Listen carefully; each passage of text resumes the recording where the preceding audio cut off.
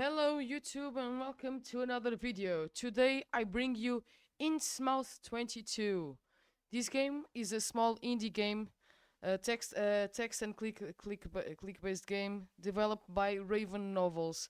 This game has some inspiration by Lovecraftian stories. It was offered me by once again Raven Novels and Innsmouth 22. Thank you for Keymailer and Raven Novels for giving me this key. So let's see what this story-driven base has to offer us. Okay, so Innsmouth 22, some Lovecraftian inspirations. Okay, let's start. You're in your office at the university working on your laptop when the phone rings. Okay. Lorenzo, hello. Good morning, Professor Riggi. This is Inspector Rossi. How are you? Good, thanks. And you? Good. I wanted to ask about the report you're preparing for us. The one about the artifacts seized in Tuscany. We need to wrap up the investigation this week and would appreciate having the document as soon as possible.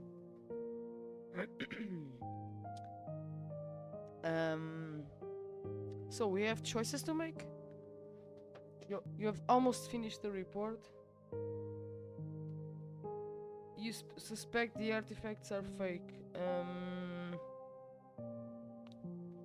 Okay, let's suspect the artifacts are fake. I still need to finish it and I'm leaving for the USA. Do you need to finish the report urgently? Actually, Professor, we do. We are about to close the investigation. There's one aspect I'd like to investigate further. It's just a hunch, but sometimes the little things hide something more significant. Okay.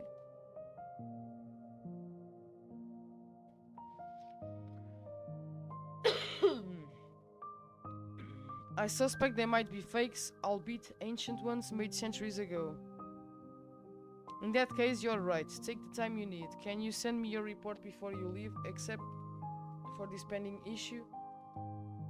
Good idea. I'll do as you suggest. Goodbye. After hanging up, you remember you need to call Laura, your girlfriend, who tried to reach you a couple of hours ago. So let's call Laura. Hey babe, sorry, I'm only calling now. Don't worry, I figured you were busy with tomorrow's trip. How about dinner tonight? Great idea. Shall I pick you at 8? Perfect, I'll be waiting. Kisses. Oh. You briefly think back to the last email you received from Professor Tom J. Angeli, president of the New England Archaeological Society. A young and promising archaeologist known for his many papers on the myths and legends of ancient Greece and Rome. We would be proud to have you speak at our conference. I must admit, this invitation makes me a bit proud. You get up from your desk and go to the window. Well, I'm already 40, but I'm starting to make a name for myself even abroad. Dad would be proud. Unfortunately,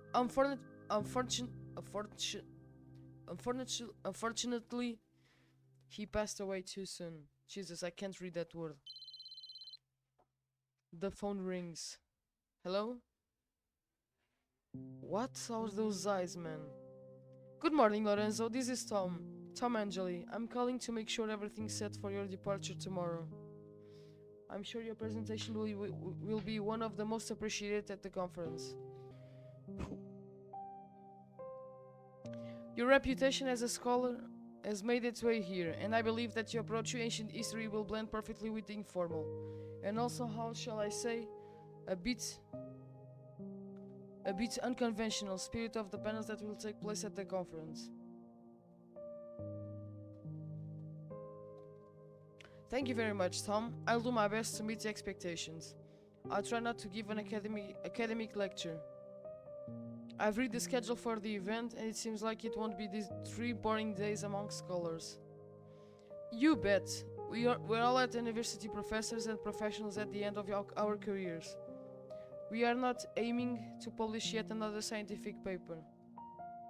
We want to have great conversations about the themes that have fascinated us all our lives. Have a great day. Have a safe trip, and I can't wait to meet you. Thank you sincerely, and have a great day too. The conference will focus on the importance of myths, legends, and idols of ancient civilizations, even every ancient ones preceding the Greeks and the Romans. They've asked me to focus mainly on aspects not commonly covered by regular academic studies. I want to get creative to make my presentation spot on. I'll add a dash of originality. Anyway, I'll be the one of the last speakers, so I have some time to tweak my talk to match the vibe of the conference. Tom also sent me the start of this talk, focused on ancient myths and rituals. I didn't quite get the era of people he's talking about. Super intrigued though. This invite kinda surprises and intrigues me. Plus, they are covering all travel, food, and lodging expenses. Never heard of the New England Archaeological Society before, but they sure knew about me. True, I've been writing on international blogs for a while. That must be funny there. Guess the hustle paid off. So this is Lorenzo thinking, I guess? Both Tom and his assistant Ellie have reached out to me loads of times. Ellie is so thoughtful, sends me 2 emails a day just to nail down all the details. Now I just need to focus on prepping my presentation and making sure I've got everything I need for the trip. Can't wait to get going. By the way, it was Ellie who suggested I head out early for a couple of days of diving. Actually, I'll send her one last confirmation email since she seemed almost anxious about my arrival. So this is the email. Dear Ellie, all confirmed. I've got a flight tomorrow from Rome at 1 p.m. Landing at 3 p.m. local time. I'll pick up the rental car and head to Ipswich for 2 days of ocean diving. See you soon and thanks for everything. Okay. You are a great sea enthusiast and expert in diving. At 17, you were able to dive out to almost 100 meters deep without breathing. Whoa, so this is some lore dumping. The sea has always been your obsession since childhood. But it was the only one among your passions that your father did not like. Your mother had died at sea when you were only 3 years old.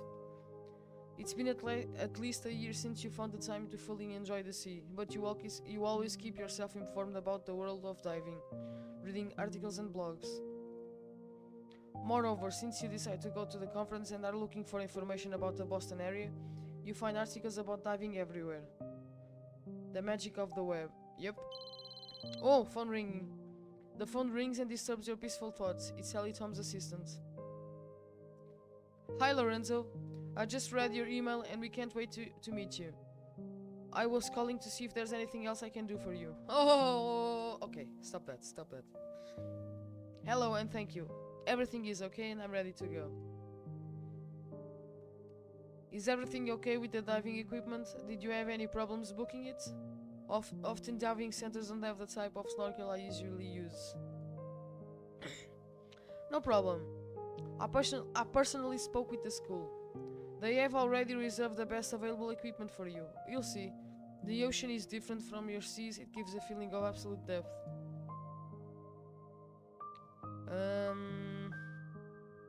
Ask Kelly where she's from, or ask Kelly if she dives. Let's get some details. Ellie, where are you originally from? I'm from Innsmouth, which is a small port village where the diving school is located. So that's the name of the game. Oh, they said the thing! I stayed here until I was 20 and I like to go back as often as possible. Is it an interesting place? Today a bit neglected, wild and very mysterious. In what sense? It seems like nothing ever happens, but that's not the case. While an abandoned seaside village, it's actually an adventurous history. In the past, it was an important port, and today it remains a very special place. But maybe I see it that way because I have a personal connection to Innsmouth. What you are saying intrigues me. I can't wait to go there. Okay, we're going to Innsmouth. So the dinner has arrived? You are accompanied by a waiter to the reserved table.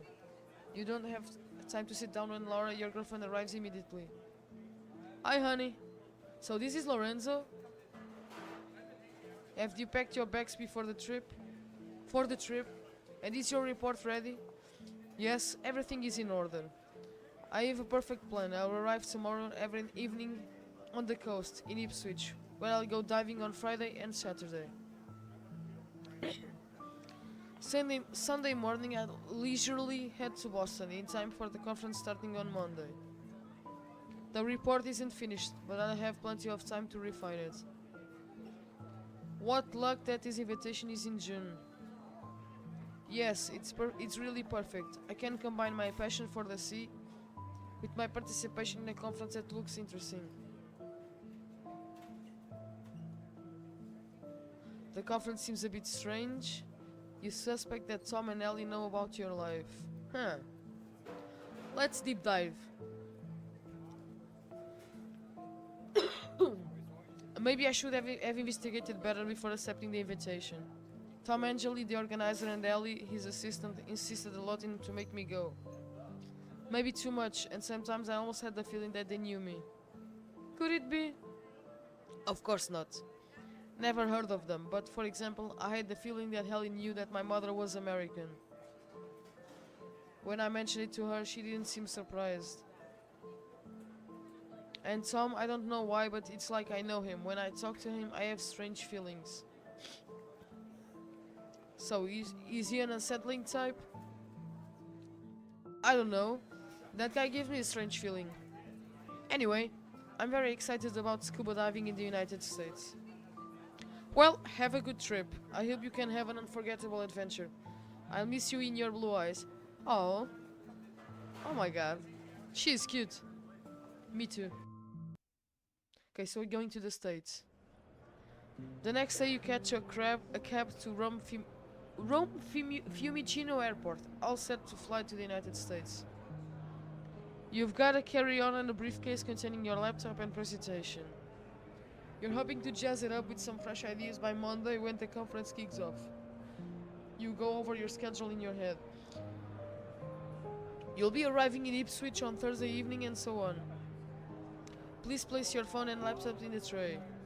Here they are. Taking off your jacket, you place the metal items, your laptop and phone in the tray. Excuse me, sir. We need to do a routine check on your electronic devices. Go ahead. The staff member disappears for a few minutes, then comes back and hands over your laptop and phone with a smile. Sorry for the hold up, sir. No problem. Have a good day.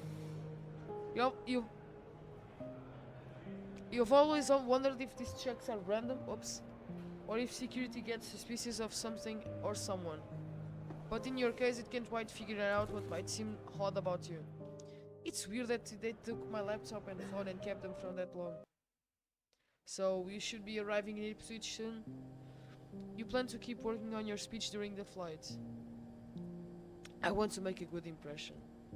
I've prepared material for at least 3 different presentations. I'm one of the last speakers, so I'll decide last minute. The flight will be long, but it's chill. The plane isn't completely full, and the seat next to you is taken by a guy around 25, not Italian. You smile at him, and the guy starts chatting in English. You're reading a book about symbolism and ancient cultures.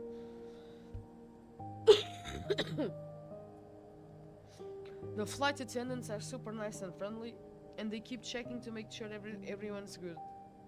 After the meal, you crash into a deep sleep.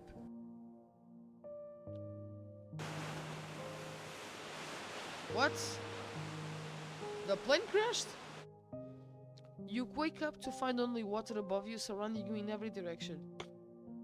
You must be over 100 meters deep, free diving. But you feel no strain, except if the oxygen you have lasts forever. What the fuck? Looking up, you can see some sunlight penetrating down there.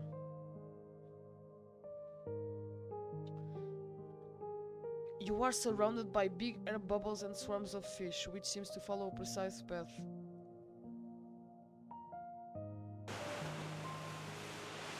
Whoa! feels like you are in a vortex pulling you from the deep ocean to the surface, slowly spinning you around like a top. Can I save? Okay. Nice. I need to save the game. Yes.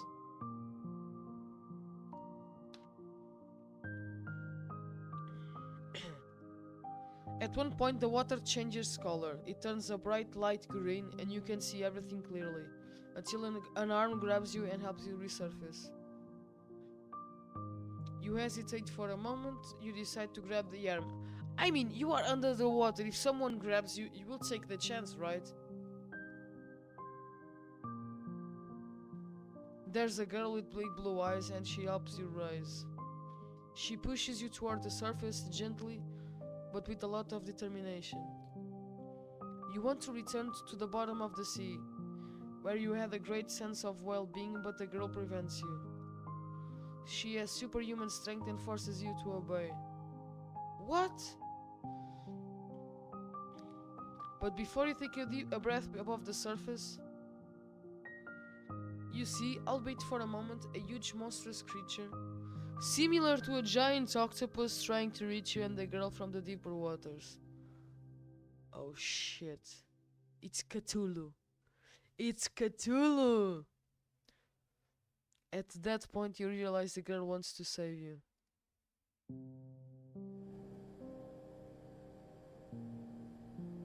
A hand touches you gently. You wake up and notice a very pretty flight attendant smiling at you. We're landing in Boston soon. It was a dream. Of course, it was a dream. You slept through most of the flight. Can I get you a coffee? Oh, she's so cute. Thank you. I really need a coffee. You dream a lot. Sometimes you remember your dreams for a long time. Other times you forget them a few minutes after waking up. I know the feeling. Sometimes you almost feel like you receive omens in your sleep. You sketch it out in your seat and lift the shade on your window. The sky is clear and the sun is shining. You check your watch. The landing is right on time. You drink your coffee and fill out the immigration forms. When the plane touches down on the runway, your legs still feel numb. So we are at Boston. Sorry, I'm a little bit sick. You arrive in Boston Airport and head towards the immigration office. There isn't much of a queue. It takes you 10 minutes. The police officer gives you a quick look at your passport and at the form that you have filled out for the immigration procedures. Then he welcomes you and lets you pass. You only have carry-on luggage, luckily. After the arrival gate, you look for the car rental counters. They are right there in plain sight. Good morning. I've booked a rental car until next Friday. Good morning. Certainly, sir.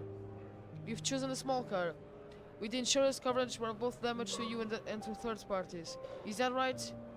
Will this one suitable for you? The attendant shows you a picture of a small car. Perfect. Great. Here's the key. Do you know how the rental works?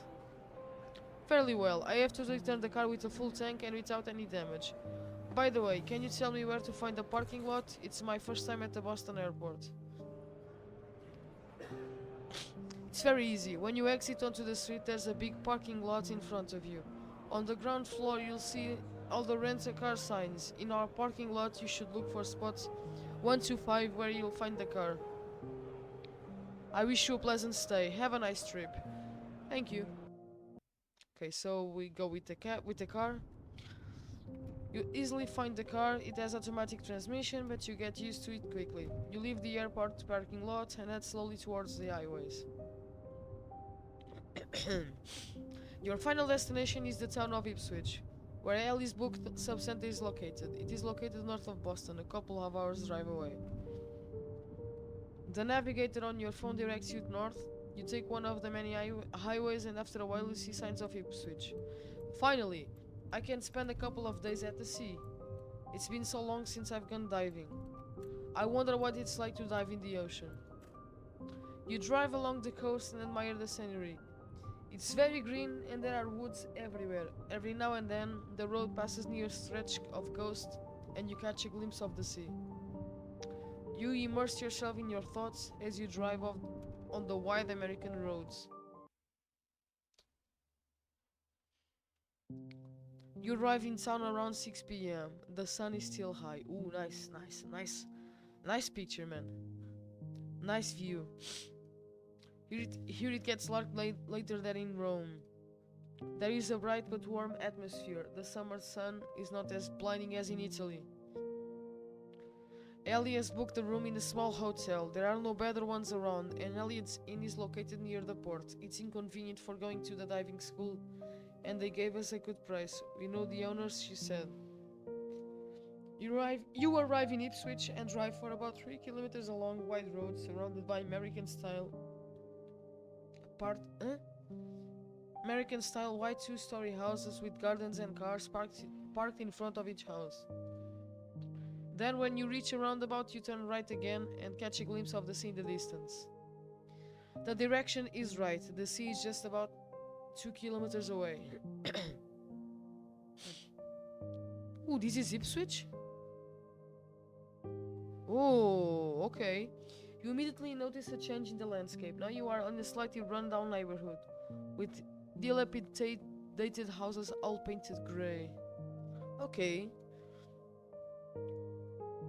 They are almost attached to each other, having small windows through which the light barely shines. The streets are narrow and the intersections have no traffic lights. There are fewer people around and very little car traffic. It feels like you are abandoned in an abandoned neighborhood. The navigator provides you with unclear directions and keeps recalculating the route several times. You can't figure out where you need to go. You look around and see a group of bikers coming. Stopped at the traffic light, you are approached by an old pickup truck with 3 guys. So, option here. You wait for the biker group and try to ask them. Keep looking for the road by yourself. You approach the surfers. So the surfers are the guys in the truck. Okay, I can go on my own. And I can wait for the biker. So let's approach the surfers. In the back they have some windsurfing boards. The surfers are shirtless with long blonde hair and look tired. One of the 3 is smoking a joint, judging by the acrid smell that fills in the air. Hello mate, everything okay? Yes, of course, and you? Magnificently. Today was an ideal day to go out to the sea. Is it very windy here?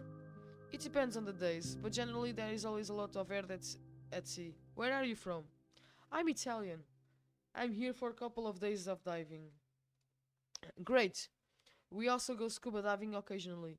You'll like the sea around here. I really hope so. Enjoy then, and be careful of the pitfalls of the seabed. Thank you. When the traffic light turns green, the pickup truck overtakes you and quickly moves away. So you decide to ask a passerby. You find a man around 50 dressed modestly. Good evening. Excuse me for bothering you. Can you tell me where I am? This is Innsmouth. Oh, we got there. We got to Innsmouth. Ah, thank you. I was looking for my hotel, the Elliot's Inn. Do you know where it is? So Innsmouth 22, it's the road. It's the road, I guess. Of course, it's on the main street. Yes. It should be not far from the port. Yes, Innsmouth is a port town. They are all near the port. Go straight and at the second street on the right turn. You'll see it a few meters away. It has a yellow sign outside. You'll get there in a couple of minutes.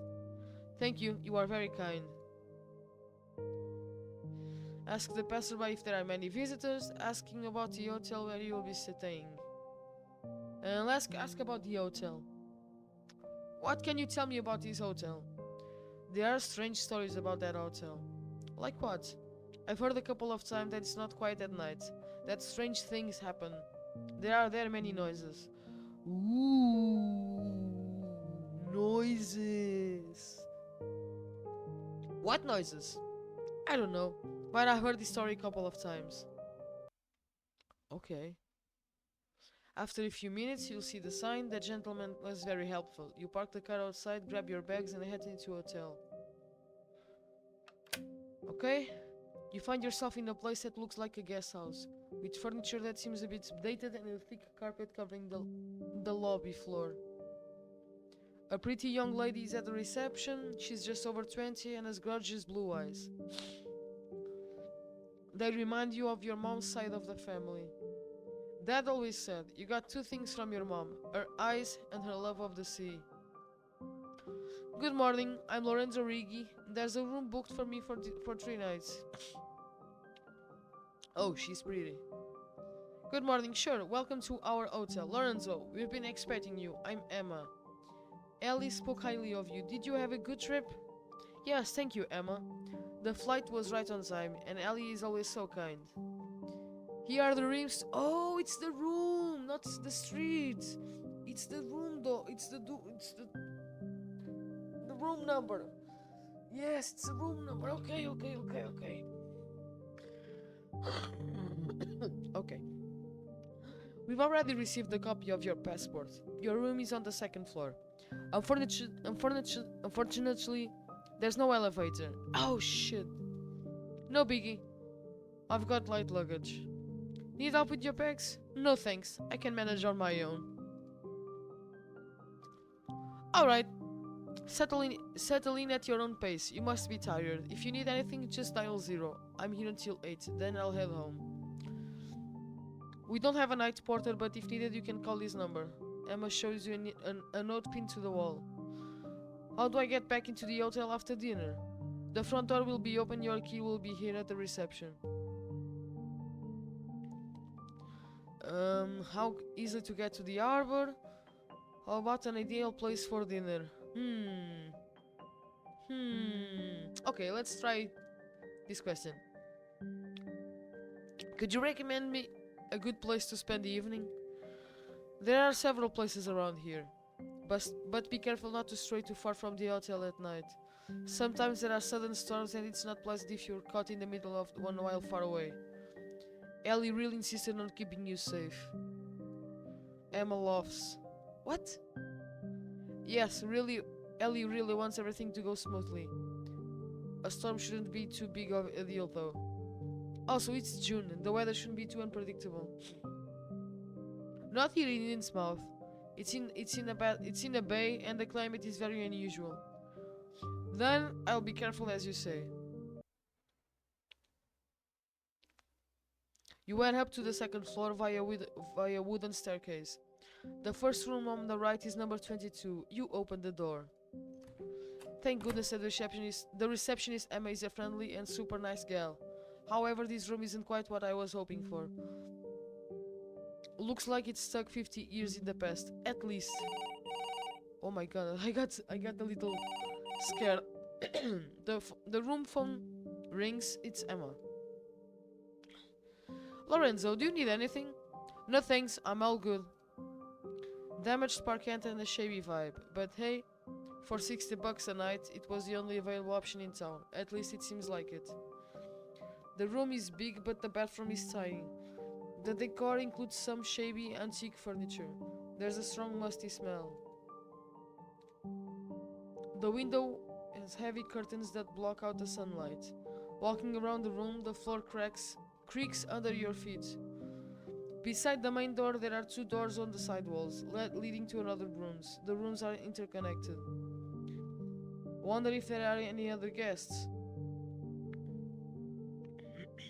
You hook up both your cell phone and laptop to the hotel's Wi-Fi and check if you had received any message or emails. Good thing the Wi-Fi works well. At least I can keep working on my presentation for the conference. Let me send message to Laura first. So far so good. The flight was on time and the drive to the coast went smoothly. The room isn't exactly what I expected, but I'll do for the 3 nights. At least I can focus on my presentation. I'm gonna miss you a lot these days. Send you a big kiss. Oh. You lie down on the bed. The mattress is soft and there are 4 pillows way too fluffy. You lie down to rest a bit, but you are not sleepy at all. You get up from the bed and look out to the window. It's a nice evening. The sky is clear. It's not too hot. You decide to go out for a walk to explore the area a bit. You're tired but not sleepy. And you are getting hungry too. So he goes out. Passing through the reception, you don't see Emma. You leave the room keys on the counter and you go out in the street. Ooh, the town at night looks creepy. You walk out. You walk for a few hundred meters until you see a distance in a yellow light that looks like a sign. It's a diner, cheap American restaurant. Yes, diner vibes. It's not great. The atmosphere is dark, with little light and a heavy air that envelops the entire place. The walls are painted in an undecipherable color between brown and eggplants, and the ceiling is low, creating an oppressive feeling. The tables are old and worn, with wooden swivel chairs that creak when someone sits down. The menu offers classic American dishes, hamburgers, French fries. You approach the counter. The waiter greets you cordially and invites you to sit at the table. Good evening. What can we prepare for you tonight? Good evening. I would like an hamburger, please, and also some French fries. Alright, I'll bring them to you right away. Would you like something to drink? Yes, a beer, please. I'll bring you the beer right away. Your table is located near a window. The waiter brings you an American beer. You read the label. It's produced in the Boston area. You taste it. It's a little bitter, almost spicy. After about 5 minutes, the food order arrives. Here you go, sir. Enjoy your meal. Thank you.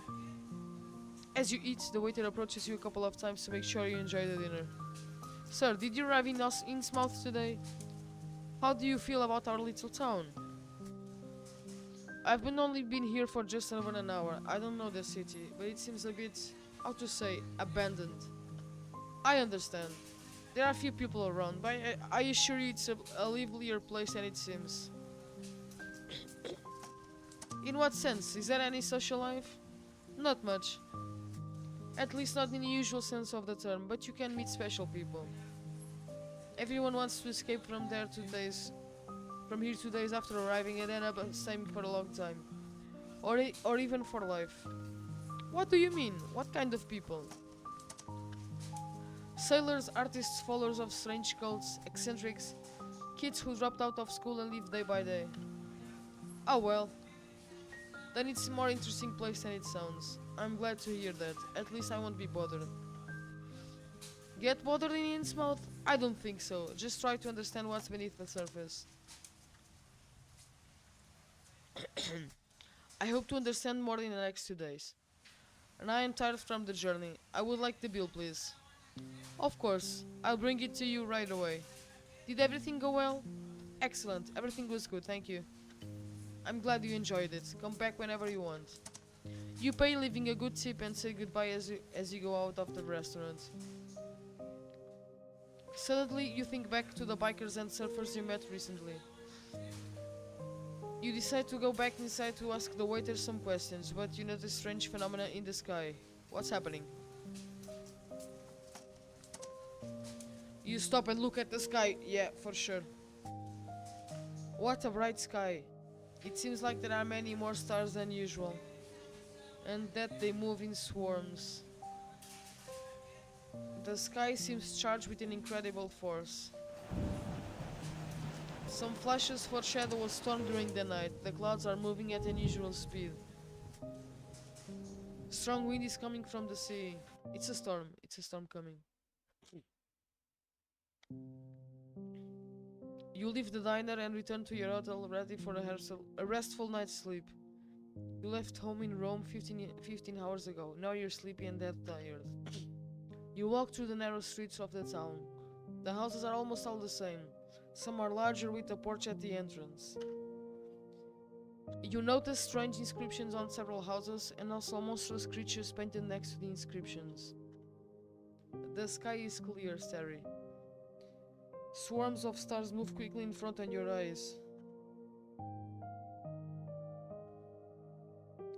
You observe the strange paintings of the houses, or you observe the incomprehensible symbols painted on the houses. Let's see the paintings. I like the creatures. Some tribal memes. Many houses have drawings on the wall. They are paintings of strange creatures. The fishman, the frogman, I never seen them anywhere else. I don't remember any religions or cults that have such symbols. Instead, these others seems to be images of Mayan deities. While on the house at the top of the street were symbols of Native Americans, the eagle, the arrow. I wonder why they painted all these symbols on the houses. Many have now faded colors, others seem to have been painted recently, but maybe they have been retouched. You go out into your room and get ready for bed. You turn off your phone and your PC. It's better to turn off. They could call me from Italy in the middle of the night with a 6-hour time difference. You sleep under the covers and in a few minutes you fall asleep. Okay, we're going to dream again, right? Okay, no dream.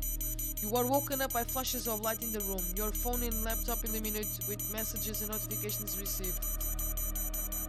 You are too tired to check what is it, but out of the corner of your eye you notice some kind of inscription on the computer. You quickly sit down on the bed. With some awe, you approach the PC and look more closely. The light from your monitor casts eerie shadows on the walls of the room, creating an almost psychedelic atmosphere. What the hell is this inscription?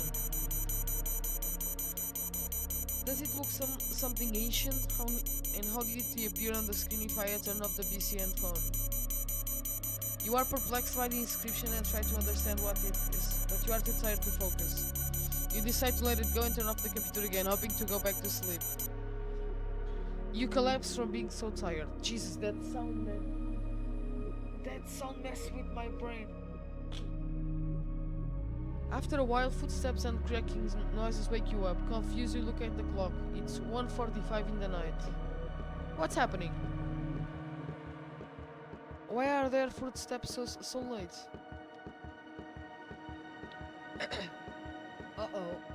You try to turn on the light, but there is no electricity. Has the power been cut? You shiver with fear. The footsteps stop near the door of your room. You sit on the bed with your heart pounding. Yeah, so accurate. I need to know what the hell is happening.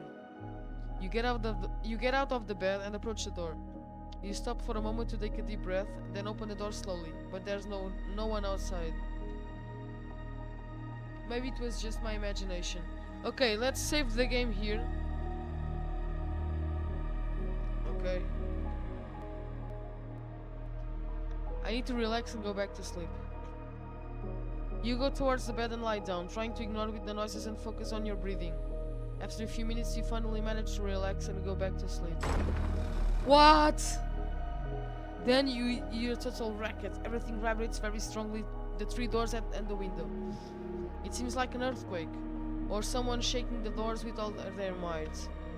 Then you hear the footsteps behind the side doors of your room. You go to the front door and the other 2 doors, barefoot and with your heart in your ears. You are certain that someone is behind the 2 side doors to the other rooms. Fear creeps inside you, but you force yourself to remain calm. Who's behind the door? Who are you? Nothing. No answer. The silence returns, absolute, almost unnatural. I'm getting the creep. I'm getting the chills. You approach a desk where you had left the laptop and phone turned off. You are certain you turned them off again, but the screens are still illuminated. You move closer and see the same image on both devices. An old man staring at you with big, teary, almost white blue eyes. The old man is motionless, he could even be dead. He looks very sad. How did this image get on my phone and my PC? They were off. At that moment, the old man on the screen seems to move and you get scared. Oh my god, he's alive! But who are you and what do you want from me? The old man remains silent and you realize it must be just an image. You calm down and a bit, but you are still shaken. Jesus. The window glass starts to vibrate. First softly, then stronger. It's as if a heavy vehicle is passing by your house. The vibration becomes stronger and you want to go and see, but you are paralyzed by panic and remain motionless. What's happening? Why is the window vibrating like this? Out of the corner of your eye, you notice something happening on your computer. The old man is gone, but it seems like someone is using your keyboard remotely. You approach the computer and notice that many images are scrolling on the screen. What the hell is happening? At that point you see image of a crowd of people. They are strange, the way they move and dress, then at the sea. The water, the depths, it's like people are fleeing from the earth sinking. What's happening? Who's controlling my computer? You feel overwhelmed by panic. You try to stay calm, but terror overwhelms you. What's happening? Who is controlling my computer? You think there's someone in the room? Pay attention to the people of the sea. Of course.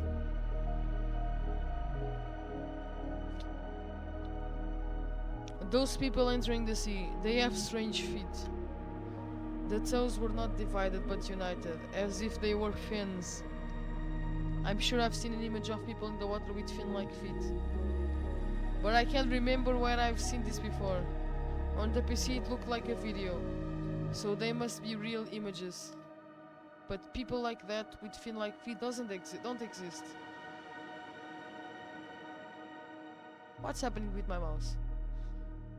Then everything ends. The images disappear from the screen and the vibration of the window stops. Your computer and phone are now turned off. Man, it's being so creepy, this dialogue game. So fucking creepy. So fucking creepy. What do I do now? I have to stay awake at all costs. Half an hour passes, then an hour. You are very tired but manage to stay awake. It's a huge effort not to fall asleep. At 6 in the morning it's dawning. Maybe the danger has passed. You fall asleep exhausted.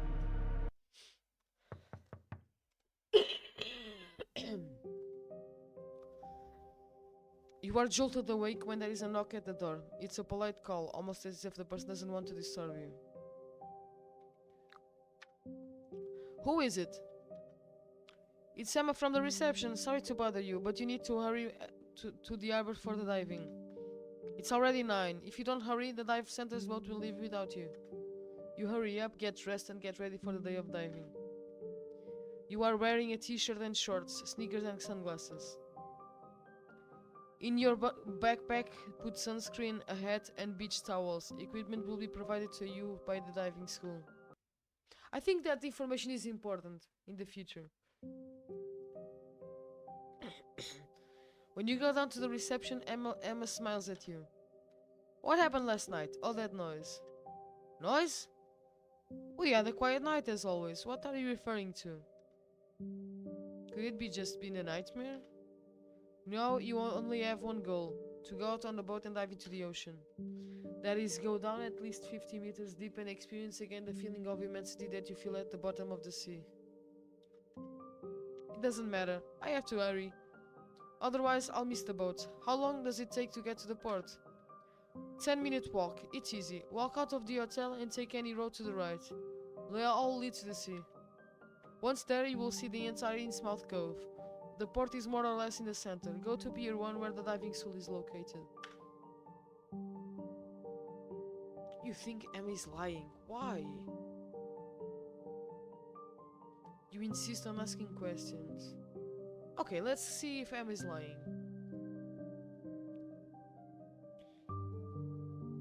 It's impossible. Oh, lying about the noise. Okay.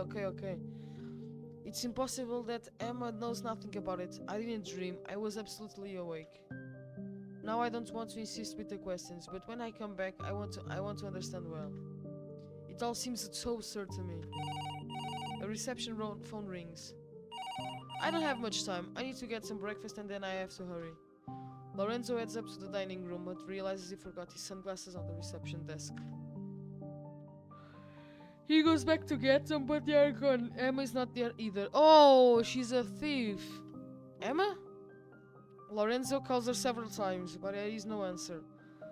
The whole hotel seems deserted. What the fuck is going on, man? I have to hurry up. I'll take care of the glasses tonight. Emma must have put them aside. You leave the hotel and head to the harbor on foot. The streets are empty. Weird place, there's no one around. The hotel is on the main street and you start walking through these ugly grey houses you saw last night. Okay. You hit Water Street and decide to take it since it leads to the sea just like Emma told you. You keep walking for about a mile trying to spot if there's anyone around. Where is everybody? Is this a ghost town? You can't figure out where all of the residents are. The whole town seems deserted. The street is silent and desolate. What's going on? Where did everyone go? You walk slowly, trying to spot any signs of life. There are no sounds. What was that? All you hear is the sound of your footsteps as you get closer to the sea. Someone is living in those houses. Many windows are open, and some of the buildings have cars parked in the driveways. But there's not a soul inside. What's happening in here? It's like everyone just up and left the town. You see Fish Street and decide to take it since you saw on the map that it leads straight to the harbor. You start heading down the sloping road, and after 5 minutes you catch a glimpse of the blue sea. Finally, the sea. At least I'm going in the right direction. You emerge onto a sort of seafront. A fairly wide area with several trucks parked in semi-empty lots. You see rust everywhere, and the buildings inside are damaged by the salt air. The feeling of abandonment is amplified by a strong smell of fish. There's a terrible stench everywhere. A couple 100 meters away there are a few small cargo ships and fishing boats moored at the docks. You decide to head in that direction. What a dump! I hope the diving school lives up to the expectations. It looked really good on the website with all the latest gear. You head towards the harbor hoping to find the school. And maybe someone who can answer a few questions about this weird place. You feel uneasy. Let's hope this 2-day diving doesn't turn out to be a terrible idea. You arrive at the port and see the sign of the scuba center Plum, Island Scuba. You have finally reached the place you were looking for. There they are. I finally found them. You enter the office of the scuba center and are greeted by the smile of a beautiful brunette with long hair and stunning blue eyes. Why everyone does have blue eyes in this story, man? Hi, are you Lorenzo? Are you the Italian who booked the dives? Yes, that's me. Nice to meet you. Nice to meet you too. My name is Emma. We were waiting for you. You were a bit late. Yes, I am sorry. It took me a while to find you, Emma. Emma, you too? You're the second beautiful girl named Emma that I've met in this place. Yes, I know. She's my cousin. She works at the hotel where you are staying. In our family, Emma is an important name. You know, in honor of a two-masted sailboat that changed the fortunes of the family forever. Interesting story. You can tell me more later. Did you sleep well? Not much. I still have to adjust to the time difference, and I didn't sleep a wink last night. But don't worry. A nice bath will wake me up. By the way, could you prepare me the equipment I request in my mails? You carefully check the equipment. The wetsuits, fins, scuba tanks, and snorkel all seem to suit you. The mask is strange, of a type you've never seen before, but you think it will be fine. Yes, Emma, everything seems to be in order. The size of the fins and wetsuit appears to be right. Great, you have sunglasses, right? There's a very strong light at the sea, without sunglasses you could damage your eyes. I had them, but I lost them. Take these. They are sunglasses with clear yellow lenses. They'll help protect your eyes from the sun. You turn the glasses in your hands. They look like 3D goggles. You have never seen sunglasses like this before. So we go in diving now. You look around observing the harbor. You see no pleasure boats, only fishing boats and small ramshackle cargo ships. The area seems desolate. Despite the beautiful sunny day, the calm sea has a very light color, almost wintry. The water reflects an incredible amount of light and is dazzling, almost unnatural. This sea is really strange. I've never seen water of such a clear, intense and dazzling color. Meanwhile,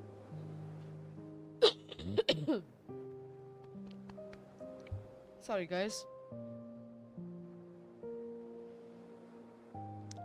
As Emma prepares for the boat for the excursion, Jesus Christ, you wander away from the school, strolling around the harbor. The stench of fish invades your nostrils again as soon as you approach the docks with the other boats, or try to enter one of the small streets that lead inland to Innsmouth. Despite the stench, you enjoy watching the harbor and admiring the sea towards the horizon. Looking at the sea, even this dull place becomes fascinating. In the distance, you see some small islands, perhaps 2 kilometers off the coast, and a closer cliff, 700-800 meters from the shore.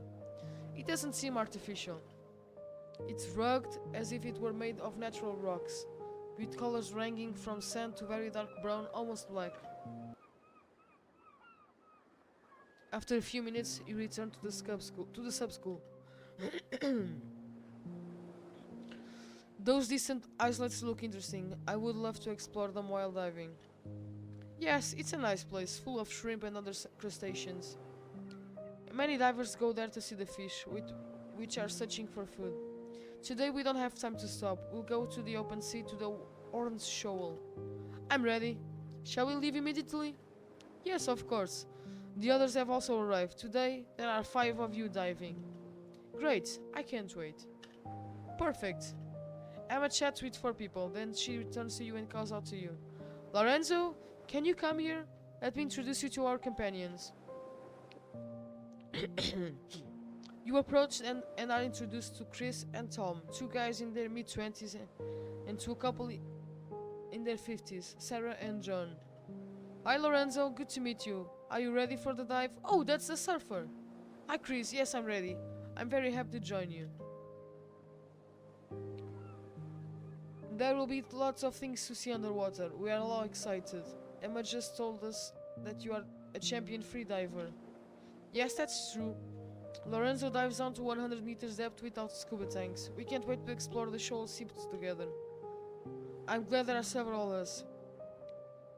We'll definitely have fun together. Before we leave, would you like some coffee? There are also muffins offered by the house. Emma looks at you with a smile on her lips. You, Lorenzo, might need it. Thank you, Emma. I would gladly have a coffee and a muffin, if it's not a problem. Sure, let's go get them together. With a group of divers and Emma, you have coffee before setting off for the dive. Come on, guys, let's hurry up. Get on the boat and stow your belongings in the 2 compartments, bow and stern. We need to leave as soon as possible. It's a beautiful day, but the weather forecast warns you that the weather may worsen in this afternoon. Let's go to the Orange Shoal, which is about 6 miles from here. Oh, let's go. You and the group hurry up to board the boat, an aluminium motorboat about 10 meters long with 2 outboard engines of 200 horsepower each. That's the wind in the sea. It has covered space from the pilot and 2 hulls, one off the stern and one at the bow. Not a modern boat, but maybe 20 years old, but diving schools often use boats like this. Check your equipment again. If you forget something, I won't be able to help you. I only have on the boat what Lorenzo and I need. Do you have sunglasses? Here sun rays reflect on the sea surface and create strange effects, even hallucinations. It can also damage your eyes, Lorenzo. I recommend you always wear the glasses I gave you. You nod and put up the glasses. Okay, let's save game again. Okay. Oh, so this is the button to what? To read the lore. Everyone settles in the boat. Emma quickly removes the moorings and starts the first engine to leave the port. You move away from the dock slowly, with only one engine at idle. Emma pilots everything. Ah! You moved away from the dock slowly, with only one engine at idle. Emma pilots very cautiously. You pass by the islets. Those are the plums from which we took the name from our school. Oh. Passing by the islets, Emma accelerates using the second engine as well. The speed must be about 20 knots. The sea is very calm and sparkling. You and Emma wear the strange yellow glasses, unbranded and with a thicker frame than usual. You are at the bow and look at the bright horizon and almost transparent water. At some point you seem to see a long dark mass on the horizon, maybe a cliff. After a while the color of the cliff turns green, changing from dark to light, emerald full of light, and the cliff starts moving. Waves seem to roll around the reef. Then what it looked like waves come to life. They are very long, bright green tentacles, sometimes not visible, sometimes very clear. At times they are very well distinguished. You can't speak. With your arm, you signal to Emma, pointing to the tentacles, but Emma remains calm and smiling. The other passengers, looking the same direction, seem not to notice anything. You look again, but now the view seems blurred. You see very well up close on the horizon. You can no longer distinguish anything except the glare. Let's go to the orange shoal. It's about 30 meters deep. We should be all able to reach at the bottom. Emma, did you see those tentacles? They were green and luminous. They seemed alive. Oh yes, I saw them. Don't worry. They are just a peculiarity of these waters. Many people here have hallucinations. That's also why you have to wear the glasses. But now we have to focus on the dive. A wonderful sea awaits us down at the orange shoal.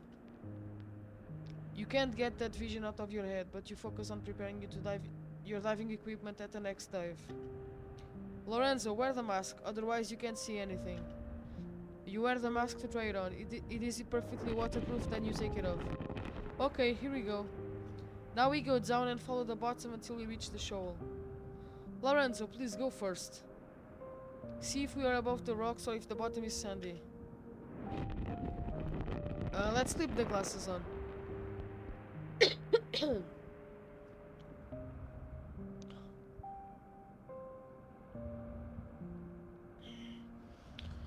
Lorenzo, maybe the glasses I gave you are too strong.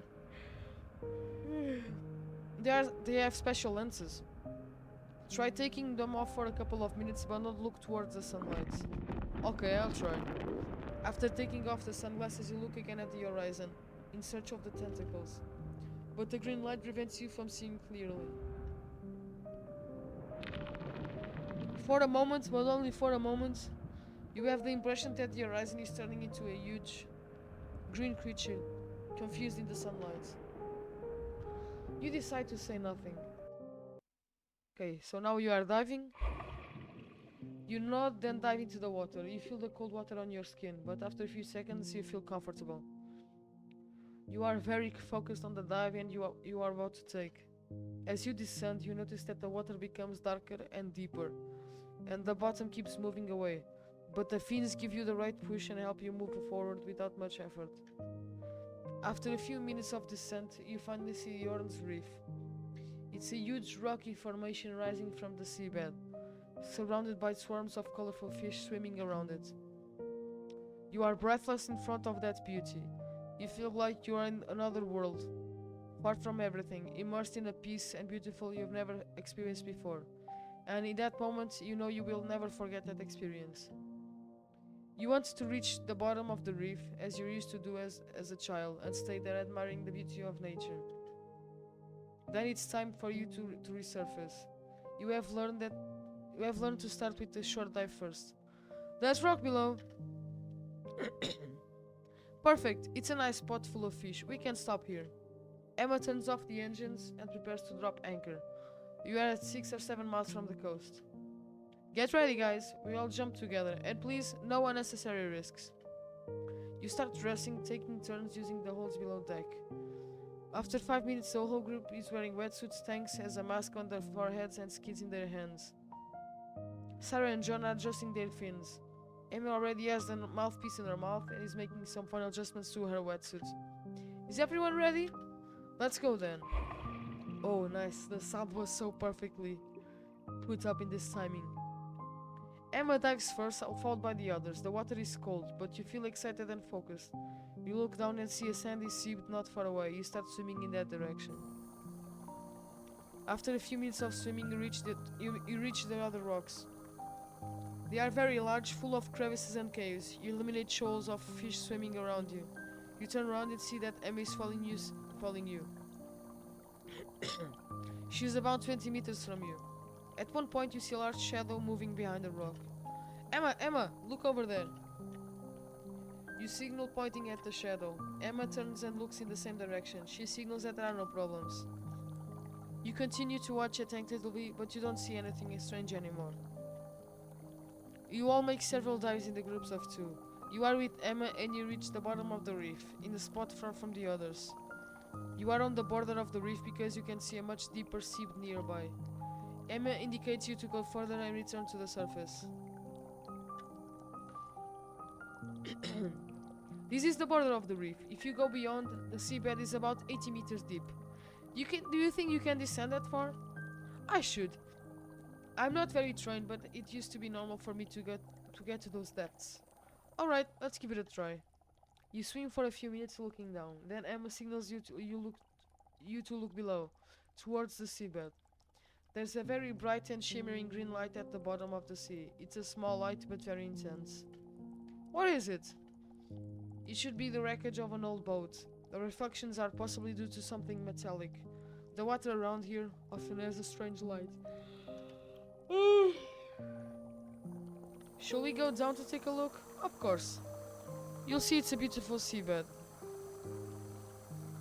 You try to descend about 30 meters, but then you signal to Emma indicating your tank. Your air is running out. You ascend towards the surface and Emma follows you. My tank is running out. Don't worry, I'll help you with mine. Let's try to reach the green light. Okay, but let me do some breath holding first. I'll dive down and use the remaining air to come back up. The seabed is about 80 meters deep. Oh shit, things are about to go down. You don't hear the answer because you're already too immersed. You feel a huge desire to reach the green light on the seabed, or whatever it is. You descend meter by meter until you finally see it up close. In those moments you feel like a kid again, when you were free diving champion. You have a diving torch on your mask, and when you turn on your head to look at the seabed, you can see quite well. On the seabed there are stones arranged in a geometric shape, as if performing a pyramid. It's clearly a man-made artifact. You manage to touch the source of light. It's an object covered in algae, about 30-40 centimeters in size. You try to pull it towards you, but you can't extract it from a group of rocks where it's wedged. You wonder how is it possible that the object covered in algae, at a depth of 80 meters, emits light. You know you only have a few seconds left before you have to ascend. As you tug at the object, you glance around and then the torch of your mask illuminates everything. The water is incredibly bright, a very bright emerald green. You think it's the algae, but then you realize that something strange is happening. The entire mass of water around the object, first of a few meters, then for tens of meters, then beyond, much beyond, is lighting up with a light green color. You hear it at first. You don't understand what it is. Then you focus your attention and you are certain. It's a breath, slow and very deep. What was that? At a depth of 80 meters, surrounded by a brilliant light green water, you hear it again. A breath, slow and very deep. It's as if a huge creature is coming back to life. Panicked, you give one last tug to the object, pulling towards you with all of your strength. What is that, bro? You finally managed to tear it from the rocks holding it. You're just in time to ascend.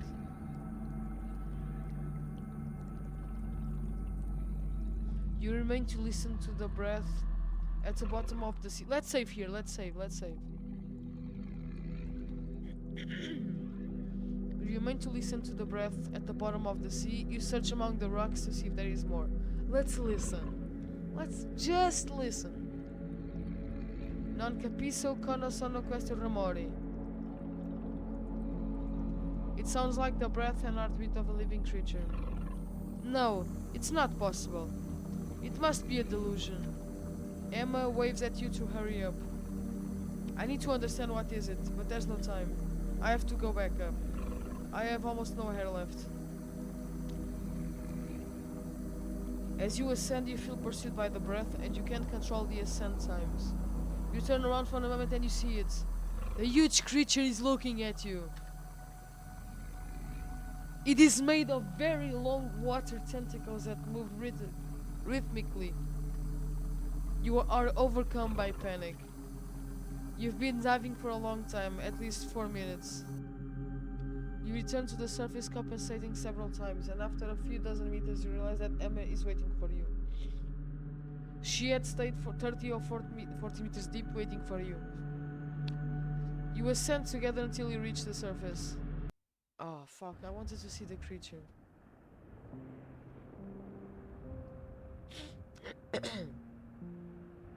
You reach the surface at the same time. You are exhausted and rolled up to the recovered figurine.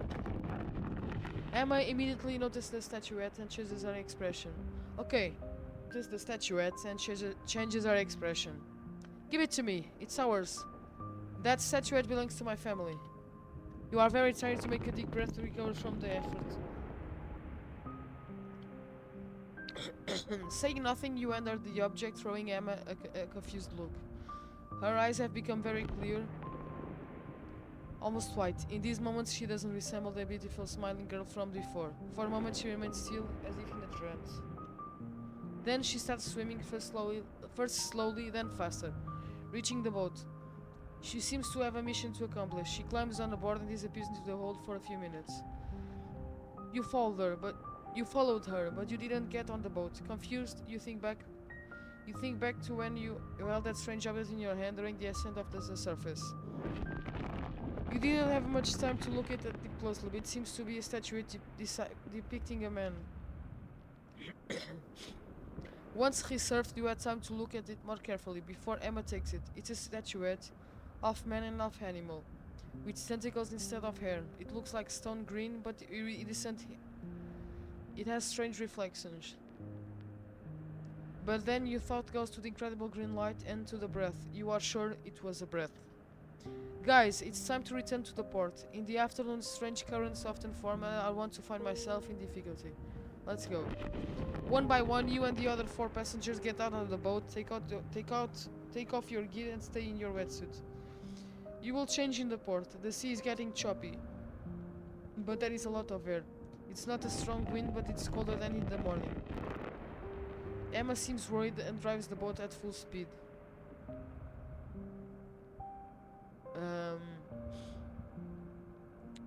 There's no question about the statuette.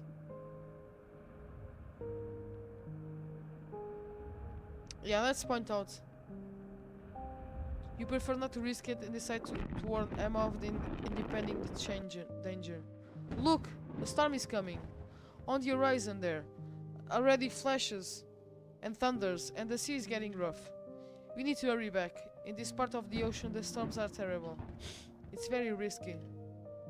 The forecast did not predict such a worsening of the weather. Forget the forecasts. They don't work well here. Guys, hold on tight. I need to give some gas.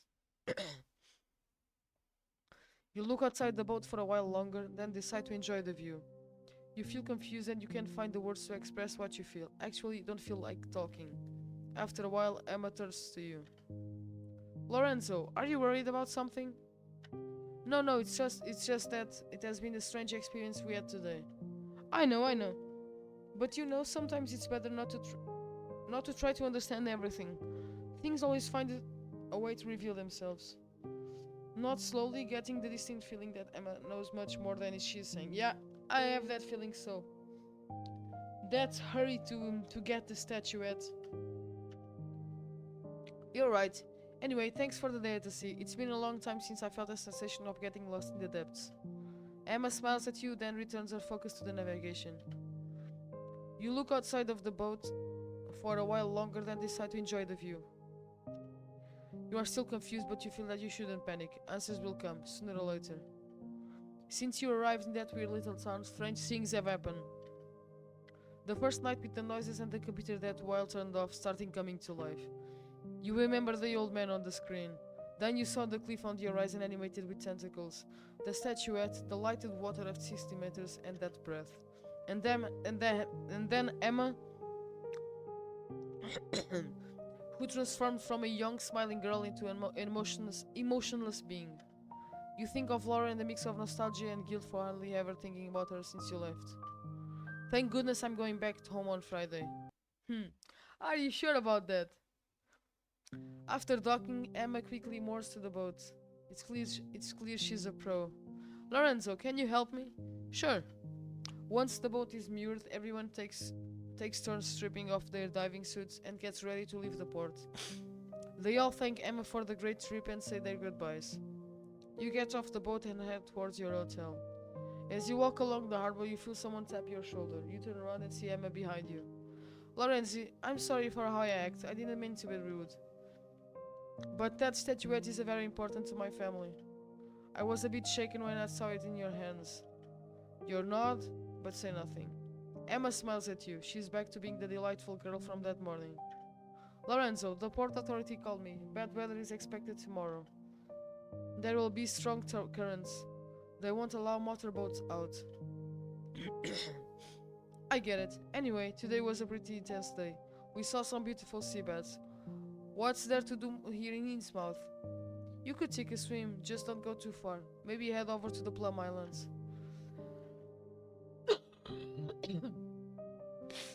Sounds like a good plan.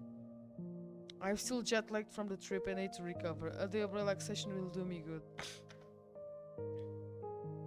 Strangely, you feel relieved about the trip being cancelled. The weird events that happen in Innsmouth come back to mind. The idea of swimming alone sounds good to you. You retrace your steps. You have a great sense of direction and easily find your way back to the hotel. You enter the hotel. The other Emma is there. Hey Lorenzo, how are you? Did you have fun diving? Yeah, the sea was fantastic. I met your cousin. I know, didn't I mention my family owns a diving school? My cousin's one with the sea. She's more than a cousin to me, we're like sisters. Some people say we are the same person. I'm more shy though, and less of an adventurer. You suddenly feel uneasy. This town got a creepy vibe. You've never met such weird and mysterious folks before, but at the same time you are intrigued. By the way, are these your sunglasses? Your sunglasses are on the table. Yes, they are mine. I thought I lost them. Where did you find them? They were here, on the reception desk. That's not true. You know it well, but prefer not to say anything. It's another oddity. You wonder why anyone would take your glasses. Did you know that you can't go out to the sea in boat tomorrow? What do you want to do? Stay here or head to the Boston a day early? I think I'll spend another day here, just chilling. I'll leave for Boston early on Sunday. I still have the whole day to check out the city. Great choice. Let me know if you need anything. Thanks, you are always so kind. So, we're going to sleep again. You head to your room, take a hot shower and feel a lot better. You stand under the running water for at least 10 minutes. You're feeling more rest after the free dive, but your muscles are still sore. You are out of shape. After your shower, you notice the smell of fish is gone. Your smell is fresh. You put on some clean clothes for dinner. You check your emails and messages on your phone, then start replying. There are two messages from Laura. She misses you and asks how the dive went. You reply, everything is good, honey. Today I went over 60 meters deep. I haven't done it in years. I honestly thought that I couldn't make it, but strangely I felt like a fish, sending you kisses. I wonder how you managed to dive down to 80 meters and pry the statuette from the rocks holding it. If they had told me earlier, I wouldn't have believed it. I didn't think I was still in shape. After getting dressed, you leave the hotel and head to the restaurant where you have dinner the night before. Now it seems more welcome, with a warm and familiar atmosphere. The shabbiness of the furnishing seems almost deliberate, in a light with that strange city. You sit at the table and start looking through the menu. The waiter from the day before recognizes you and greets you warmly. Good evening, everything okay? Please sit down wherever you prefer. Good evening to you, thank you. Do you already have an idea of what to order, or shall I give you some time to decide? My yesterday's hamburger was delicious. I'll have the same dishes as yesterday, hamburger and fries, and a nice beer. Alright, I'll bring the beer right away. While waiting for your food, you observe the other restaurant customers. There's an elderly couple holding hands, a family with children playing with a cutlery, and a group of friends laughing and joking loudly. Suddenly, you hear a voice behind you. May I join you? Oh shit, it's Emma. Emma! You look at her surprised. Of course, with pleasure. What brings you here? I didn't feel like cooking tonight and decided to come here to eat, but I don't like eating alone. Please, have a seat. Tonight I feel like having some fish. I'll have a clam chowder and a portion of fried calamari. Emma and you start chatting in a very friendly way, talking about your lives and passions. You tell her about your career as a professor of ancient history and your future projects, while Emma talks about her passion for the sea and her family. Tell me more about that statuette. Why is it so important to you? The food arrives and you start eating. Emma sure loves her calamari.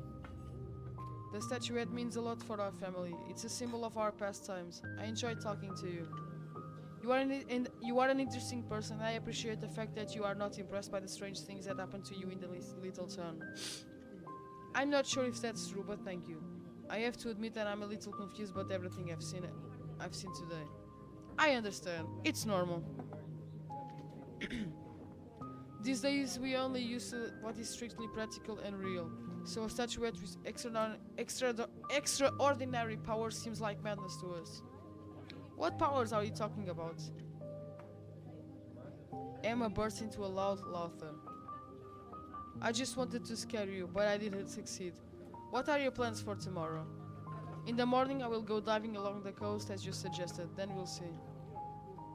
If you go to the islets, be careful not to enter the caves. Some can be rather dangerous as they are tunnels.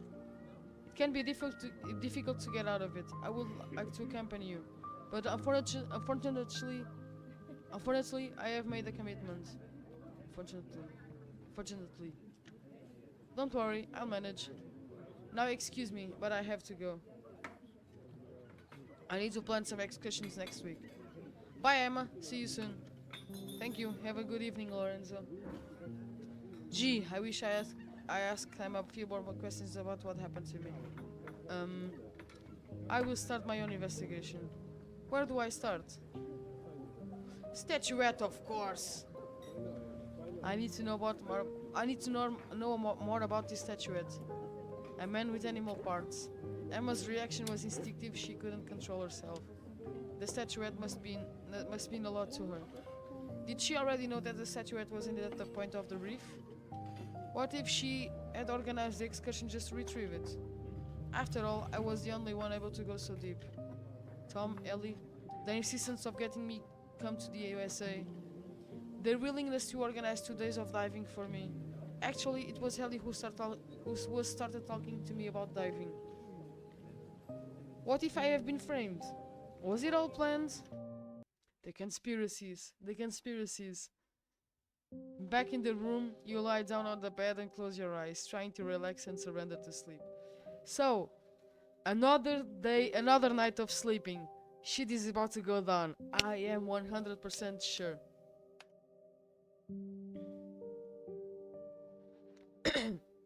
But your thoughts are too turbulent to allow you to easily fall asleep. You roll onto your side and pick up the book, but you can't concentrate on the plot. You think back to the statuette, the green light, and the mysterious breath at the bottom of the sea. Emma's strange attitude. What is this girl hiding? What does she know about the statuette? And why was she so determined to get it? As you get lost in these thoughts, sleep suddenly overtakes you, almost without realizing it. Oh shit. What the fuck? You dream of swimming in crystal clear water searching for something.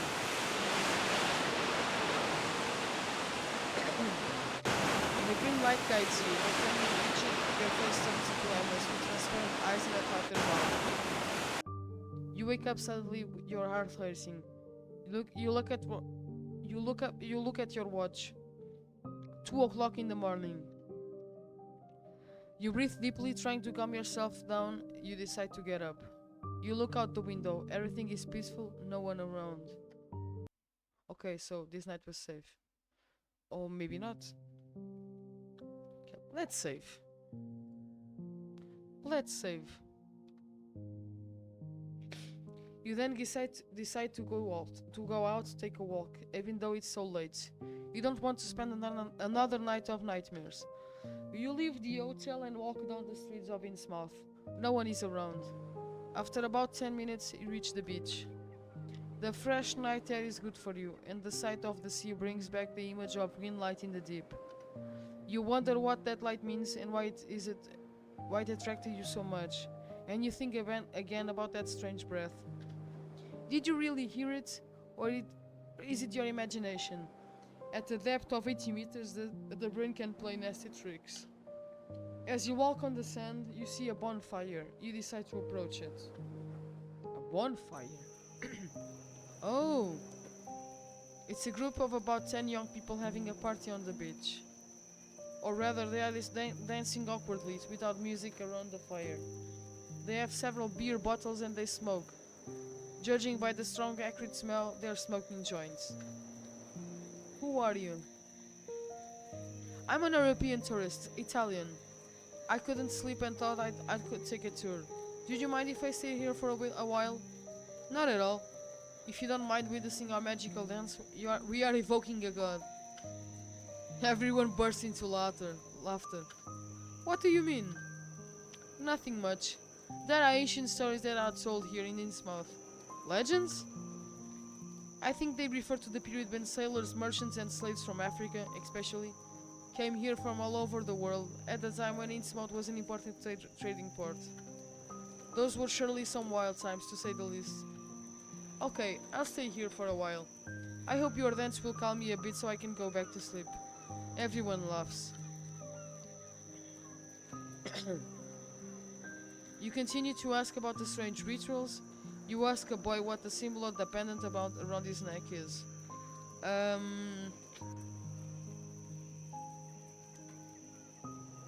Let's get around the symbol. Let's see what culture is this. Nice pendant you have. Can I see it? Of course. It's an image of the sacred fish. In my family we have passed it down for generations as a symbol of good luck and very long life. My grandmother gave it to me, urging me never to take it off.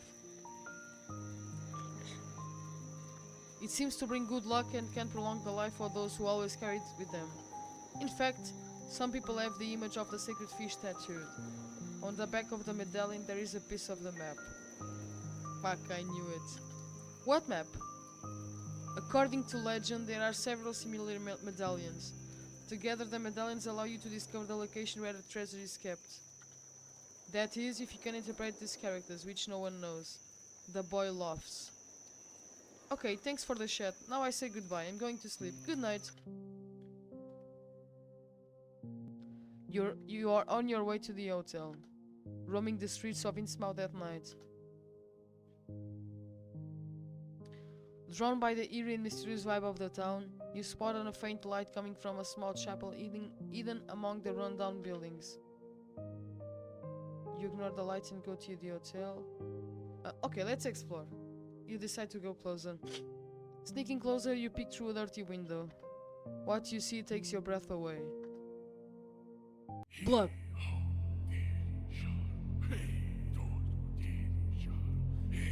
What the fuck, man? Inside the chapel, a group of hooded figures stands around an altar lit by flickering candles. The hooded individuals chant in a monotonous tone in an unknown language. Meanwhile, in the center of the altar, a taller, imposing person performs ritual gestures holding a mysterious marine relic. You wonder, who are those people, and what are they doing? Your heart pounds in your chest as the air around the chapel seems to grow more oppressive. You feel trapped between terror and curiosity, eager to learn more, but at the same time scared of being discovered. In your mind, thoughts chase each other in the whirlwind of conflicting emotions. This town hides so many secrets. You think, trying to figure out what this dark ritual could mean. As you lean in for a better look, you knock over some timber debris and make noise. You are screwed, Lorenzo. You are screwed. Okay, let's stay. I don't give a fuck. Drawn by the mysterious ceremony happening inside the small church, you cautiously approach and peek through the window to observe more closely, trying to catch every detail of the ceremony. With your eyes glued to the scene, you manage to glimpse the face of the hooded man leading the ritual. A dim light barely illuminates his figure, but you can make out the horrifying features of a fishman with large, scaly eyes. What the fuck, dude? What am I seeing? That man, he almost doesn't look human. You decide to run away immediately at the sight of that horror. Oh man, come on. Lorenzo, you bitch. You head towards the hotel and reflect on what just happened. You conclude that it was just a mask and that no such creature exists. Still slightly shaken, you return to the hotel. In the morning, you are awakened by the reflections of light, passing through the window curtains. You check the time, it's 9 o'clock. You quickly get dressed and go down for breakfast. Jesus, finally some Lovecraft shit. You meet Emma. Hi. Good morning, Lorenzo. I hope you slept well. Yes, thank you. I crashed last night. I was exhausted. I believe you. The time difference, the immersion. What do you plan to do this morning? I think I'll take a nice bath, but maybe I'll go to the islets. How's the weather?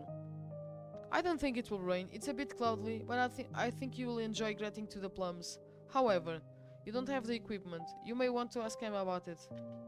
I don't need it. Yesterday I went snorkeling for quite a while and I realized I'm still in good shape. I was afraid it would be yours. Based.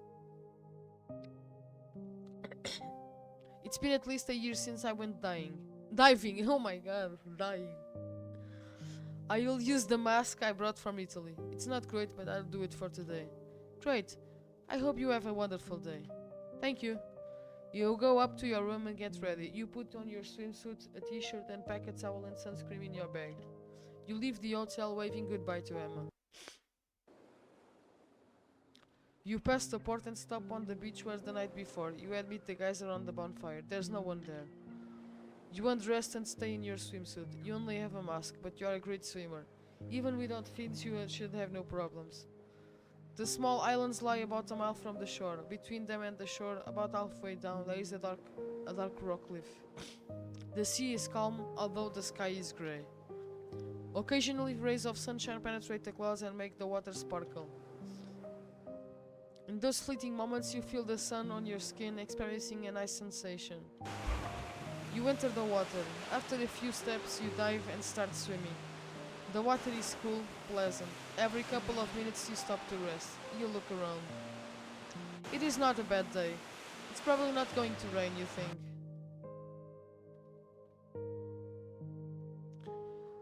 After about half an hour of swimming, you begin to see the rocky bottom. By now you are close to the islets, about 200 meters away.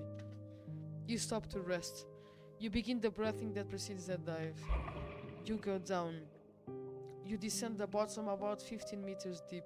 From there you settle the islands and rocks all around. You see the islands and rocks all around. You come back up. You prepare for a new longer dive. This time near the plums.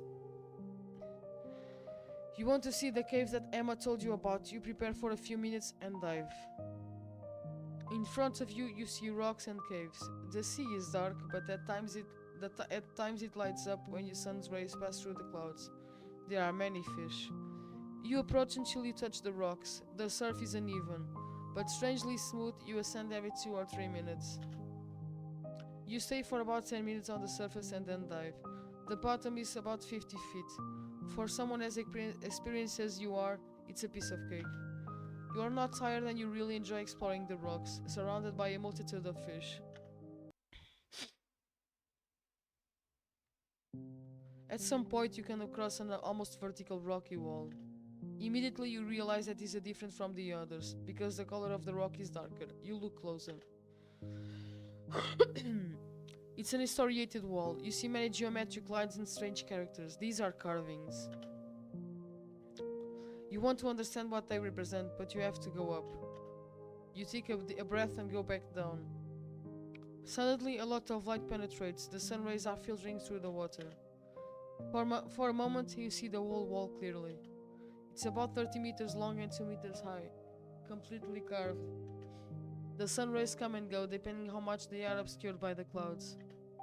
Underwater, this is good for your imagination, by the way. Sorry for interrupting the dialogue, but these descriptions are really good for you to imagine what's happening in the story. It's really good. It's a very good narrative-driven game. I'm liking it a lot. I would recommend it to people. Just to say that. Underwater, the effect is that if the wall with the inscriptions is flashing, it lights up and darkens every few seconds. For a few moments you can see well. Indecipherable symbols, stylized fish repeat in many places, and monstrous creatures. You can't distinguish them well. They are half fish and half human, sometimes winged, and have monstrous faces of snakes, frogs and fish. Too bad you don't have fins and scuba tanks. You would have liked to look at the inscriptions more carefully. You have to go back to the surface. You have been diving for a few minutes. In a few seconds you take a breath. The weather is getting worse. It seems like a storm is about to come. You remember that Emma's words about sudden weather changes. You decide to return to the shore and reflect on the carved figures. You decide to dive one more time before... Okay, let's dive one more. Let's... balls deep in this. Jesus Christ. When you are about 5 meters deep, a much more violent wave than the others crashes against the decorated wall. At a point you haven't noticed, you only see it for a moment. But that is the image of the statuette, that winged man with the octopus head. It is carved on the wall. The wave drags you and prevents you from looking closely. You have a swim of almost a mile ahead of you and you start feeling tired. The strong currents make you further away. You have to make double effort to swim towards the shore. The sea is getting rough. Occasionally a wave higher than the others formed. You struggle, but you are an excellent swimmer. At a certain point you turn around and see a fairly high wave coming towards you. You stop to wait for it to pass, but at 10 meters from you, the wave loses power. It passes over you without violence. You can gather your strength and return to shore now. On the beach you find your bag, you take off your mask, take the towels and dry yourself. The sky is cloudy again with glimpses of sun from time to time. But it doesn't seem like it's going to rain. You're happy with the day of free diving. Sometimes you feel the sun's rays on your skin. It's a very pleasant feeling. You close your eyes and look towards the sun. Hello, Lorenzo. You turn around and see Emma. I've been looking for you for a while. I've been in the water for quite some time. Almost 3 hours. I went to the islets and did a lot of dives there. I'm glad I went. I found some inscriptions on the rocks. Oh yes, the plums are full of engraved stones, made more than 100 years ago. Can you still see them? I thought the water and the algae might have erased them. No, they are clearly distinguishable. Who made them? I don't know. I've heard several times that slaves who came from Africa made them. These Africans remained in Innsmouth for a while before being sold to landowners as farm workers. Innsmouth was an important port a long time ago. Interesting. So they would be the work of a different culture. I think so.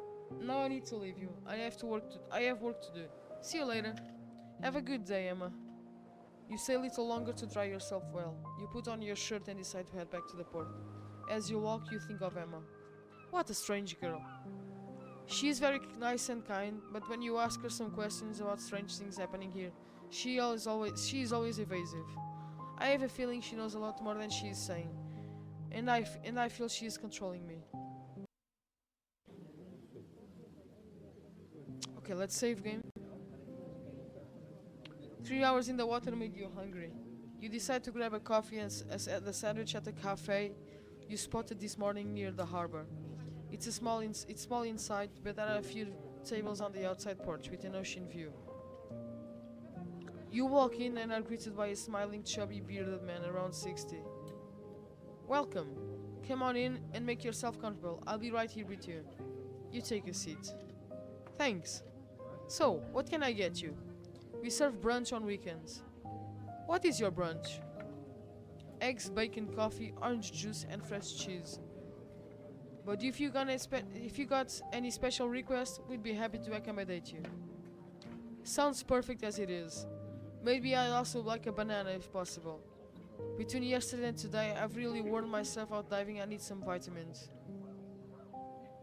Sure, I'll bring you a banana. If you want, we also have apples and oranges. Sounds great. You feel a strange sense of fulfillment and realize this trip is doing you a lot of good. It feels ironic, but regardless of the experience you had, you are glad to be in Innsmouth. A nondescript ocean port somewhat shabby and abandoned, it feels familiar. The bartender brings you brunch. Here you go, hope you like it. No worries, I'll eat it all. I'm really hungry. Can I ask you something? Of course. This place, Innsmouth. I get it. You are intrigued by the oddities of this ugly little seaside town. Exactly. I'm from Italy, and around Boston I expected to find more modern cities. Well, Innsmouth is now a part of Ipswich, but they used to be two separate towns. Ipswich was less significant while Innsmouth, until about 1950, was one of the East Coast commercial ports. Thanks to some local families, the Marshes, the Elliots, the Gilmans, and the Orns, Innsmouth became the thriving port around 1850.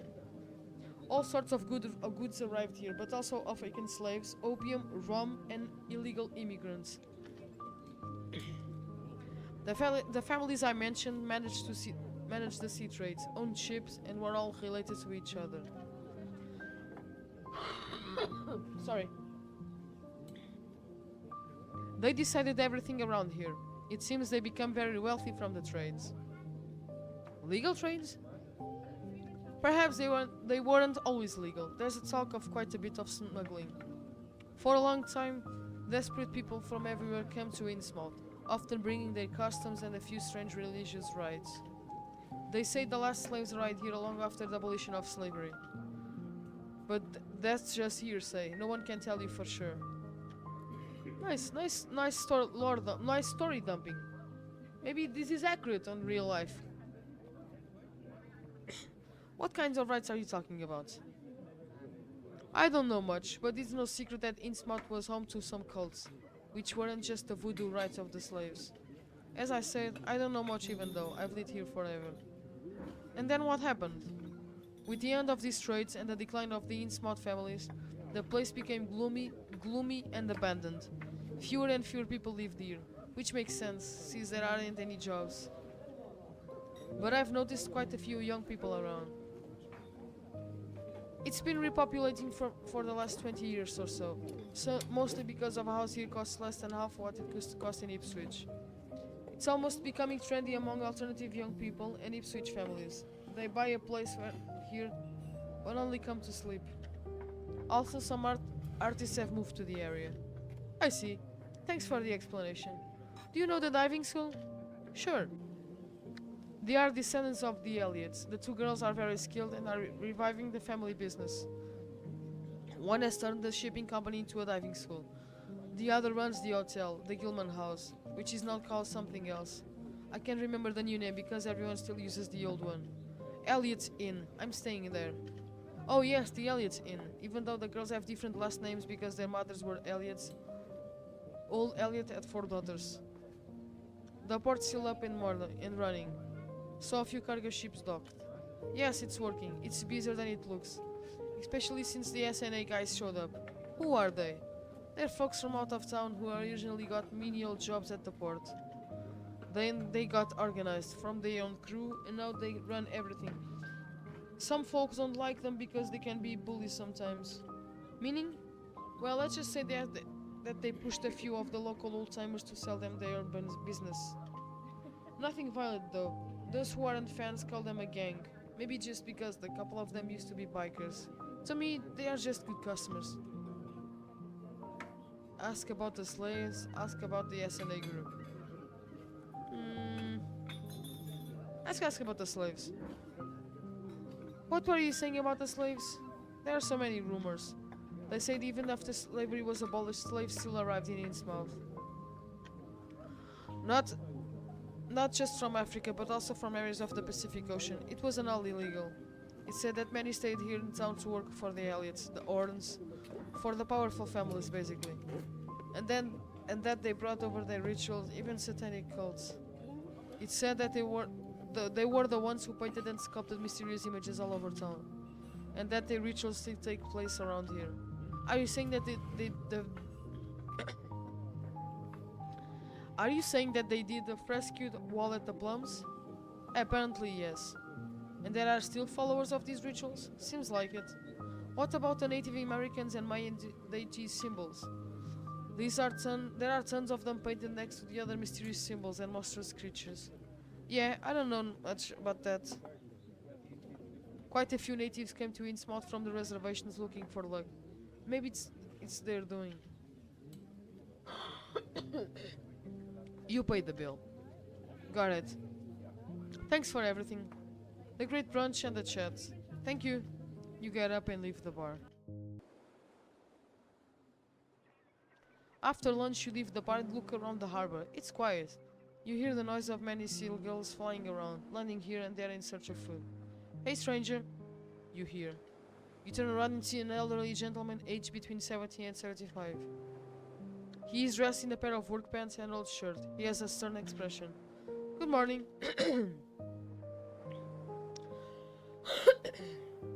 Sorry. Good morning to you. I'm Jim Zadok. Who are you? My name is Lorenzo Righi, and I'm an Italian man here for a couple of days.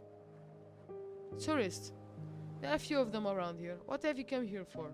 2 days of diving. Ah, I see. You went to sea with Emma. Yes, do you know her? Yes, I see her around.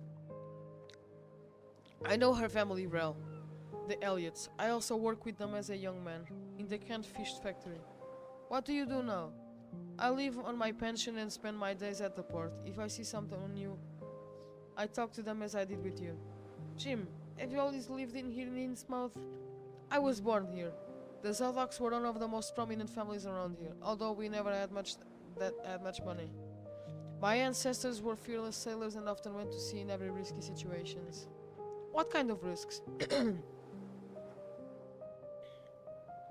3 or 4 times a year they would leave with the ship for special trades, in some remote place in the Atlantic or Pacific Ocean. Most of them would return, but someone from the crew would always die. It was a time when piracy still existed.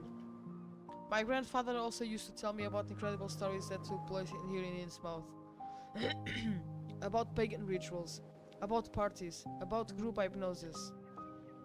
When a ship full of desperate people arrived from some Caribbean island or even from Africa, they would they would hide them because they were not registered. Sometimes when the police raided, the regulars would take refuge wherever they could, even in the water near the Plum Islands.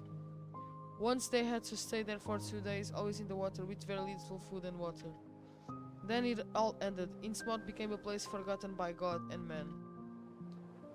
But I feel that there is still something evil around the city. Even at the sea.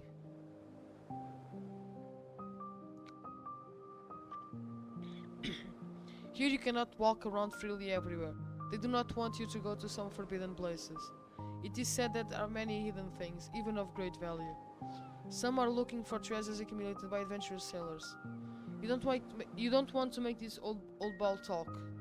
You don't know if he's saying true things or just fantasy. What do you mean? Who doesn't want people to roam freely? What are these forbidden places? I can't talk about it. I have to go now. The fuck? You notice a couple of guys approaching. They look like dock workers. They are wearing blue shirts with yellow lettering that reads SNA. Jim Zardock hurried toward one of the many comb-like streets leading from the port to the center of Innsmouth. It almost seemed like he was spooked by the arrival of the two guys. Let's go to the hotel. And let's save.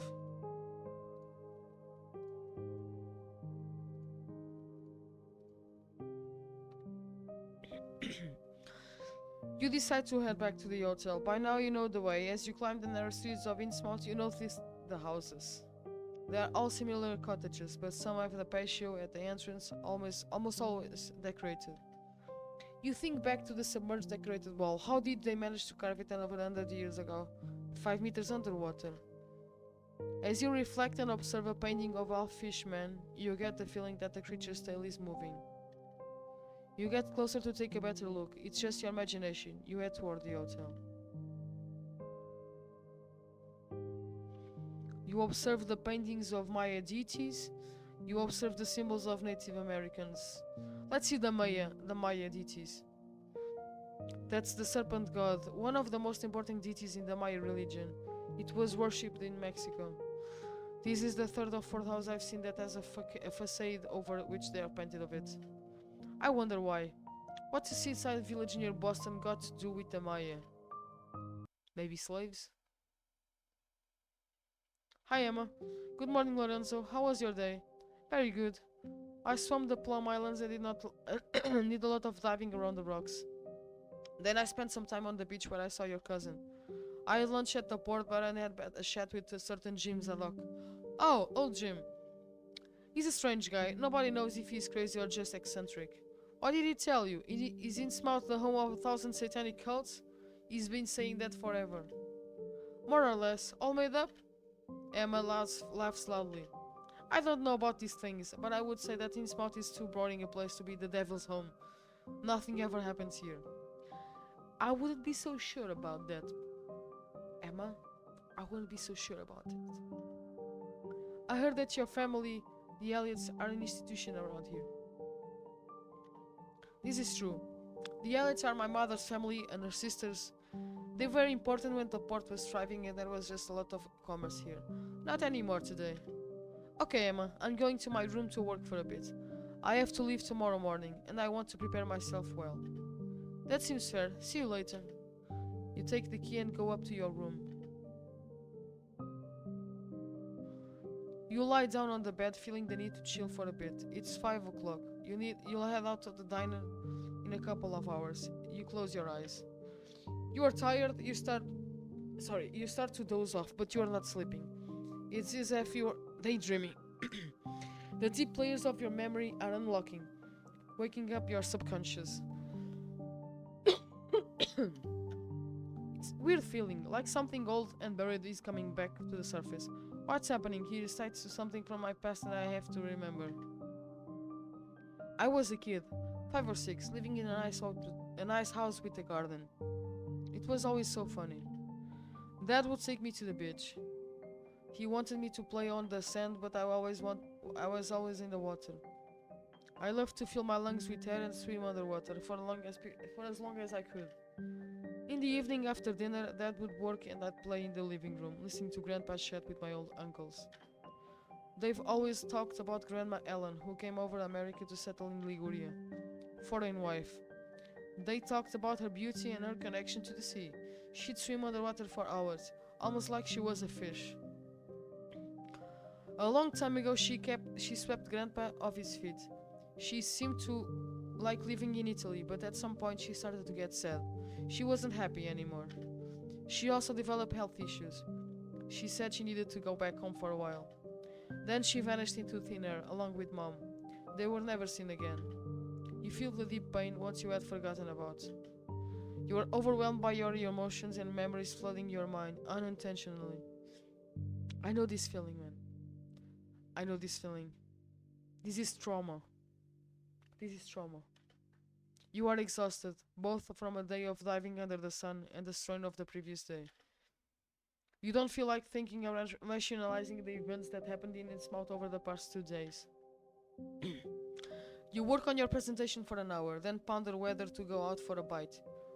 But you are not hungry, you just feel like getting some fresh air. The streets are empty. There are big clouds in the sky, but it doesn't look like it's going to rain. There's a full moon, so the sky is still bright. As you walk, you see a group of guys carrying heavy boxes into a house. You gradually get closer as you walk off the opposite side of the street and pass by them. A guy stares at you for a moment and you pretend not to care. On the facade of the house, you see the stylized snake you've seen several times before on the other houses, and on the solid wall at the plums. Back in the room after dinner, you collapse on the bed. You have a strange dream. Okay. When the Sumatra Queen reaches it, it's morning. The storm has passed and the sea is calm. The boat approaches the obelisk and you and 2 others dive into the water to reach it.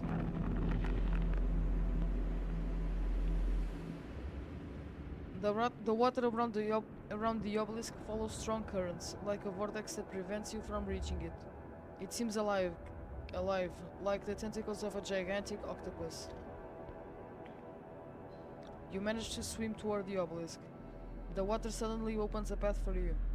The base of the obelisk is a platform 20 or 30 meters wide, and there's a staircase leading to it from the sea, winding around the platform. Originally, the entire sculpture must have been a natural islet, a rock in the middle of the ocean. Someone carved the platform and the obelisk and all of the designs that adorned it. At the base of the obelisk, there's a stone door, carved about 2 meters wide and at least 3 meters high. You know nothing about it, but you have a sense. You are almost certain that it leads to something terrible. Oh no. Despite the fear, you try to open it. You remember only a few details of the dream, but you are sure it is not a new story. You have heard it told by someone before. You don't have much time to think about it now. You have to hurry. The dream of the obelisk in the middle of the ocean. I woke up when the sailors tried to open a door in the rock. In reality, the tree will find precious stones and meet a group of natives. But how do I know the continuation of that story if I woke up? After a few minutes, you go downstairs for a breakfast. Emma is downstairs, smiling as always. She accompanies you to the breakfast room. You have an American breakfast with eggs, ham, and 2 cups of coffee. Finally, after a good half hour, you finish my breakfast. You finish my breakfast with an apple. It should be I finish. Or you finish. You pay the bill, go upstairs to get your bag, and put it in the car. Emma goes out to the street to say goodbye to you. I hope you had a good time. We were very pleased to meet you. We hope to see you again. Thank you, Emma. You are very kind.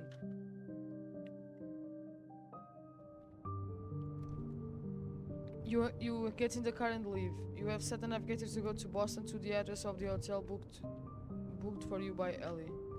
But while driving, you also look at the road signs to understand where you are. That place, Innsmouth, now seems familiar to you, as if you had already been there in the past, and even several times. Leaving the city, you carefully look at the houses. Ugly, grey and decadent, but with something fascinating. You see industrial plants that you had never noticed. They seem abandoned. Finally, you find the directions for that road that along the coast will take you to Boston. The navigator confirms the direction. The drive lasts 2 hours. At 60 miles per hour, the road is narrower than Italian ones, and above all less straight and full of curves. It seems different from the one on the way there. When you arrive in Boston, the navigator directs you to a real city highway, made of long overpasses. In about 20 minutes, you find the exit you are looking for. It is a beautiful day, sunny and windy. You are happy. So we are going to Boston. The hotel, equipped with internal parking, is a 5-story building with dark red brick, probably built around 1930. At the reception, there is a very kind boy who welcomes you courteously. Professor Briggy, good morning. Welcome. I was waiting for you. My name is Liam. First time in Boston? Here is the key to your apartment, and there is a letter from the New England Archaeological Society for you. Thank you, Liam. Yes, it's my first time here in Boston. The room is number 13 on the first floor. For any needs, contact me. You have to press 0. Thanks again. You make your way up to the elevator. Your room is very nice, bright and cozy. You drop your bag on the bed and open the letter. Dear Lorenzo, welcome to Boston, and thank you for accepting our invitation. Your participation is very important to us. We hope, Hallie and I, that your 2 days of diving were enjoyable, that you had a great time in Innsmouth. We'll be waiting for you on Monday morning at 8 o'clock at the reception to accompany you to our offices, which are located nearby. See you tomorrow, Tom J. Angeli. Oh, it's Laura. Hello, darling. It's so nice to hear from you. How are you? I'm fine, but I'd be better if you remembered me. You are right. You know how I am, but you also know that I miss you very much. I miss you too. What are your plans for today? Are you going for a walk around Boston? Yes. I feel like taking a long walk around the city. I'll be going out soon. What about you? I spent the weekend at my parents'. You didn't tell me anything about the 2 days of diving. How did it go? Good. Strange, I would say. Strange? What do you mean? The first night, I had kind of a nightmare. The first day of diving, I went down to over 80 meters and I recovered an ancient artifact. The next day, I came across a striated underwater wall. The small town was a bit seedy and very mysterious. Laura laughs. But weren't they supposed to be 2 days of relaxation? Well, there wasn't much relaxation. I guess you'll have to tell me about it when you get back. Have fun in Boston. Kisses. Have a good time too. Say hello to your parents for me. I kiss you.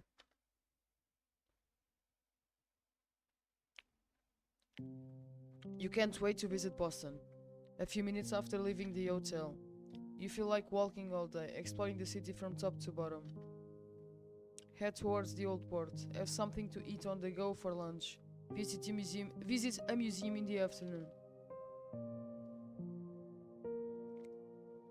Around 7 p.m., you get terribly hungry.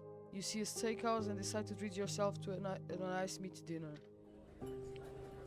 You enter and are greeted by a beautiful girl who escorts you to your table. Please, have a seat. Thank you. Can I sit here? You point to a table. Of course, if you'd like. This is the menu.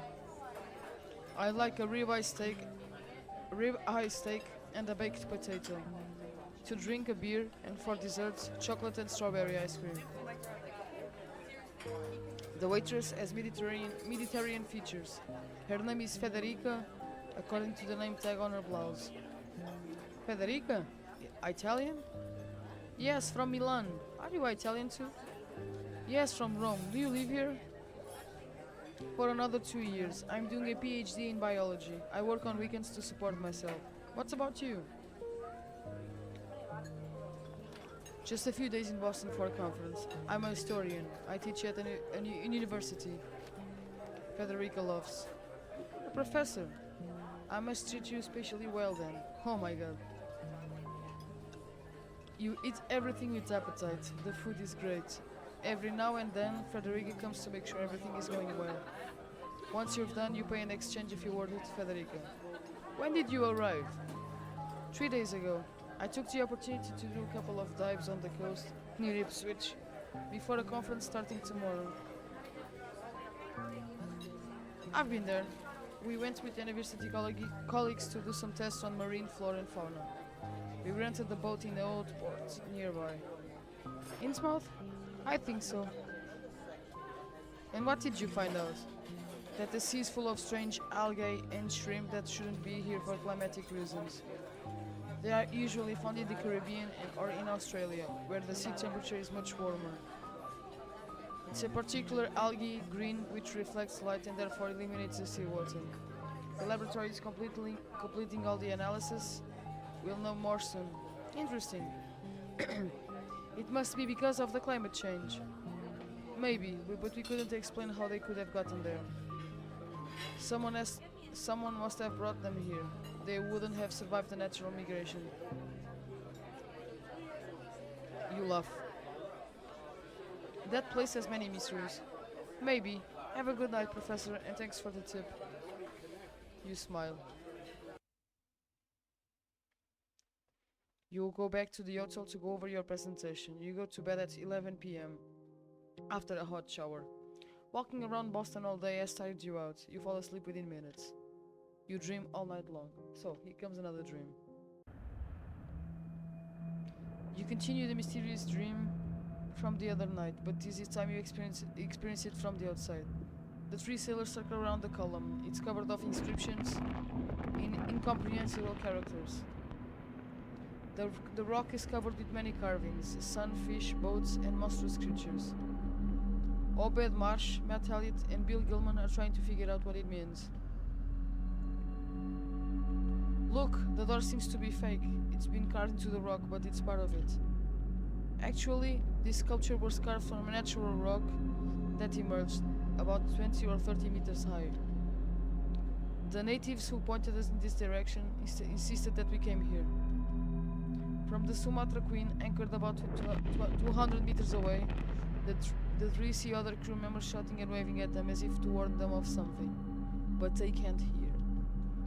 After about 10 minutes, they see some natives approaching them in a canoe. They are the same ones who brought fish and food to the crew of the Sumatra Queen in the past few days. They probably live on the many small islands scattered in that stretch of the sea. Two natives get out of the canoe, one of whom is clearly the chief, judging by the ornaments he is wearing. They speak an unintelligible language.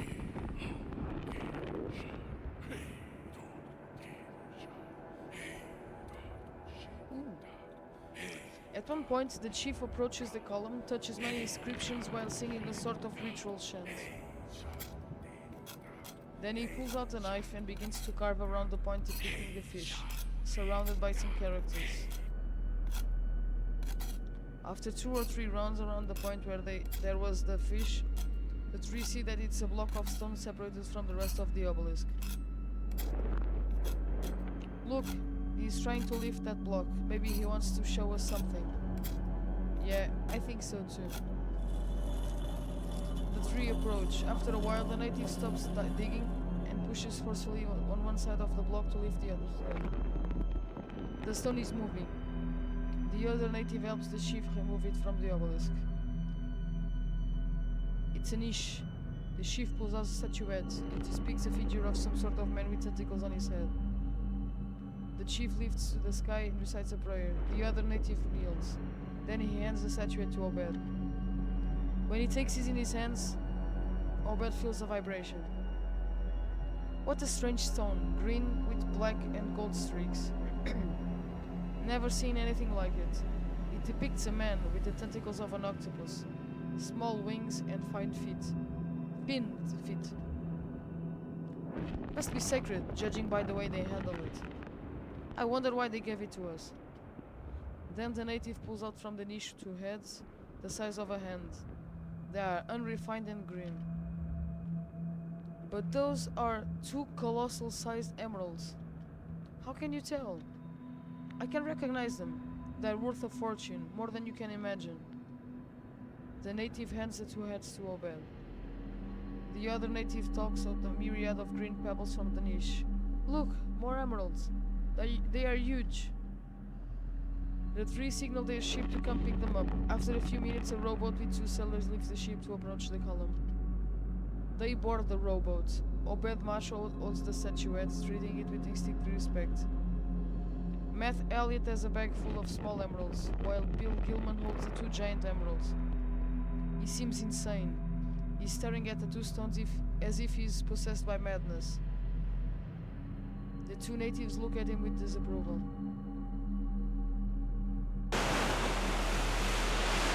As the rowboat heads to the ship, a wave approaches. The sea is choppy, and they barely notice the wave, small, about a couple of meters high. Approaching the rowboat, it seems harmless. But the wave has unexpected violence. It submerges them. When it passes, Bill Gilman is gone. The two gigantic emeralds lie at the bottom of the rowboat. For an hour they search in vain for their friend, but find no trace of his body. Having lost all hope, the Sumatra Queen lifts its anchors to head back home. There are also dozens of natives on board. Their chief is with them. They have decided to escort the symbols of their goods to the unknown lands of the white navigators. During the journey, many white men, including Marsh and Elliot, suffered from high fever and delirium. Sometimes it seems like they are having the same nightmare. They invoke the statuettes amid screams and bouts for vomiting. At this point you wake up and think. More memories of your childhood come back to you. Memories of when you were 7 or 8 years old and your father told you the tale of the obelisk in the middle of the ocean.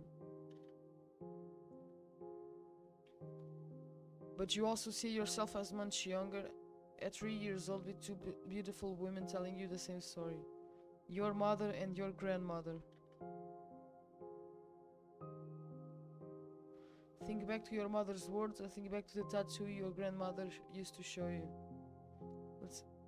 Ooh. Mom was always with another woman who smiled at me and caressed me. She was very kind, always giving me candies, and she always showed me the drawings she had on her body. Yes, tattoos of strange symbols and a fish. Despite a turbulent night, you feel rested. The memory of the obelisk and the crypt relaxes you through how you don't know why. Suddenly, you hear a knock at the door. Lorenzo, professor! It's 7:30 and 8 o'clock, they pick you up. Thank you, Liam. I'll get ready and come down. Think back to the two sailors' dreams and they seem familiar. I really don't remember seeing a movie like that, and it's not the type of movie I would watch. Years ago, I read a paper by a group of archaeologists regarding obelisks carved from rocks in the middle of the ocean. Apparently, they were temples used by the peoples of New Caledonia for religious rites. After so long, I dream about that story. The human mind is truly mysterious. After a few minutes, you go downstairs to have breakfast, but you are not hungry and just drink a cup of coffee. It's 8 o'clock sharp. You are sitting in an armchair at the reception when a lady in her 40s walks into the lobby and comes up to you with a smile. Good morning, Lorenzo. I'm Ellie. Nice to finally meet you. How are you? Good, thanks, Ellie. What about you? I'm great. We are all really excited to have you with us for the conference. Let's go. The others are probably already in the meeting room. Ellie, thank you for helping organizing the trip. In Innsmouth, I had a couple of very thrilling days. Ellie smiles. After a 3-minute walk, you reach a building similar to the hotel with red bricks and you enter. The third floor is occupied by the New England Archaeological Society. You enter and find yourself among about 30 people enjoying a welcome coffee. Many seem American, but some are Latino or Asian. A tall, smiling man around 65 warmly greets you. Professor Tom Angeli. Lorenzo, good day to you. I'm Tom Angeli. Nice to meet you. How are you? We'll have time to chat later. Now we need to start the meeting. Ladies and gentlemen, please, let's head for the conference room.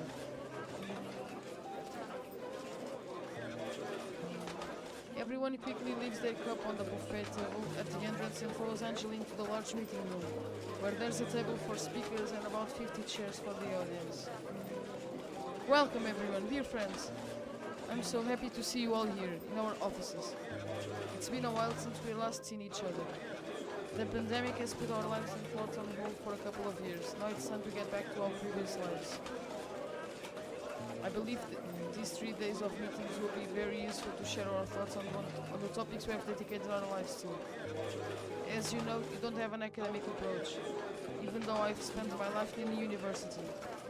I've always liked nonconformists because they notice seemingly minor but often crucial aspects. Here's the key topic of our meetings.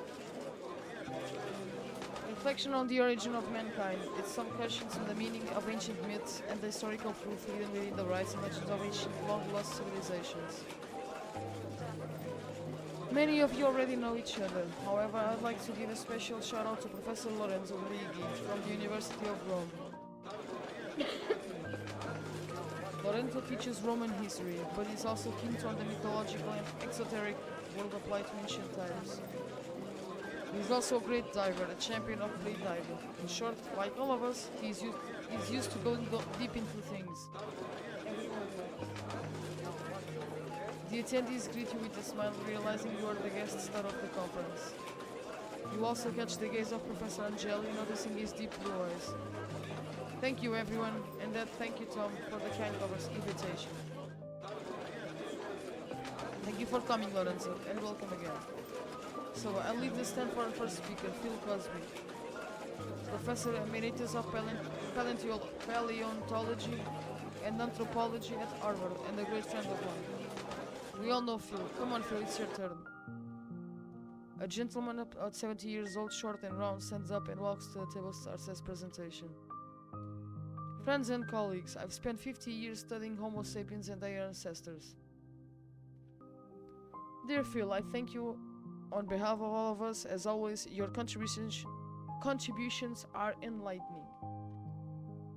I now pass the floor to John Armijo. John is a Navajo, as well as a doctor. Navajo, I think it's a tribe of people in Central America, I guess. He comes from a family of chiefs and shamans, yep. He was always lived among his people near Albuquerque. He's an expert in traditional medicine and Native American history. John was a very tall man in his 50s with long black hair. Yeah, it's a native origins. He looked shy and awkward. He began to talk about the myths of his tribe. Yup, I knew it.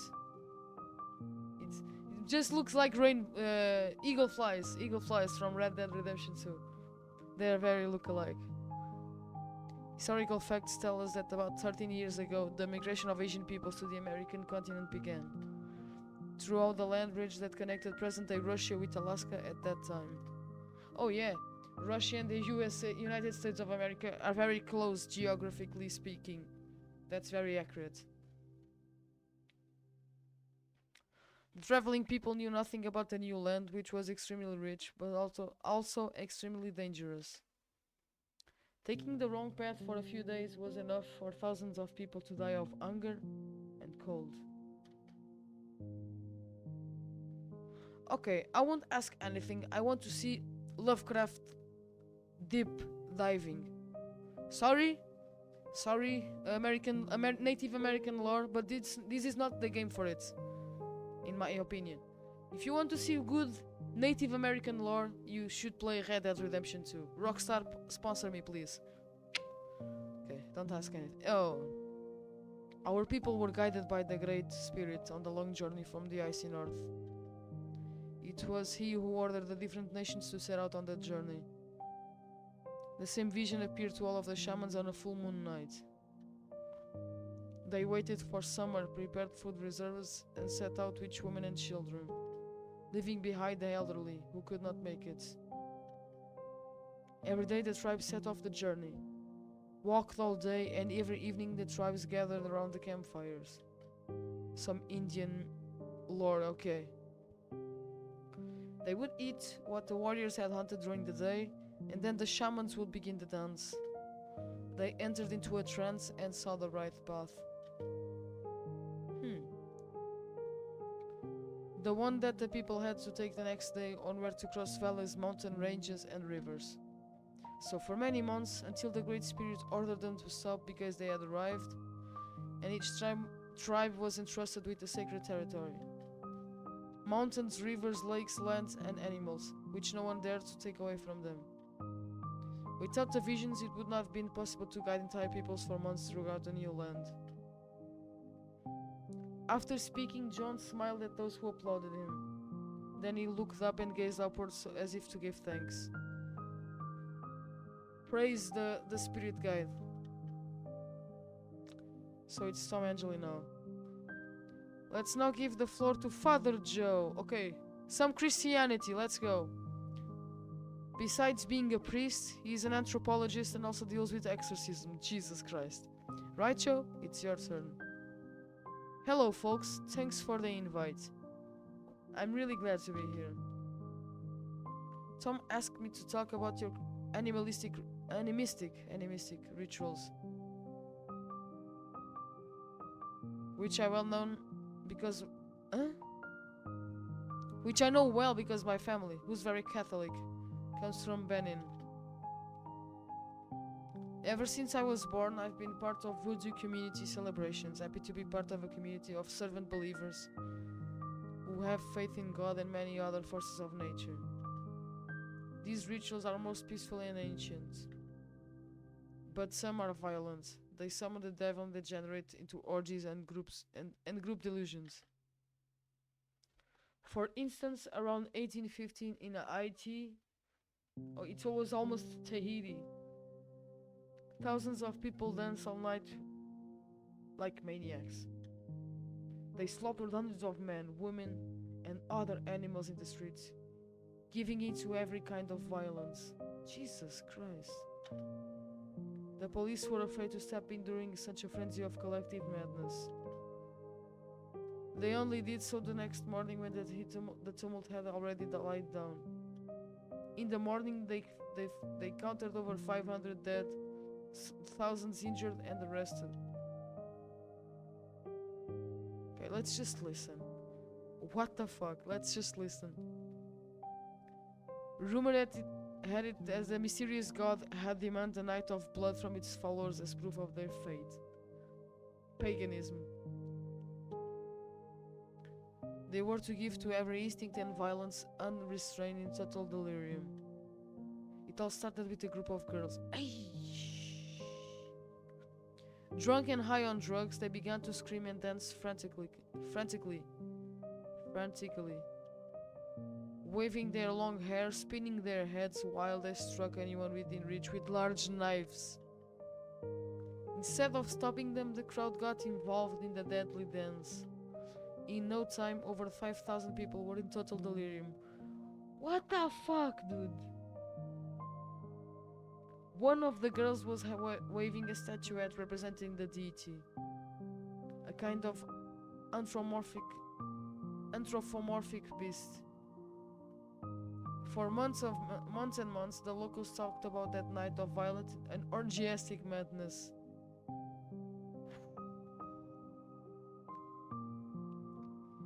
For everyone, it became known as the Night of the Devil.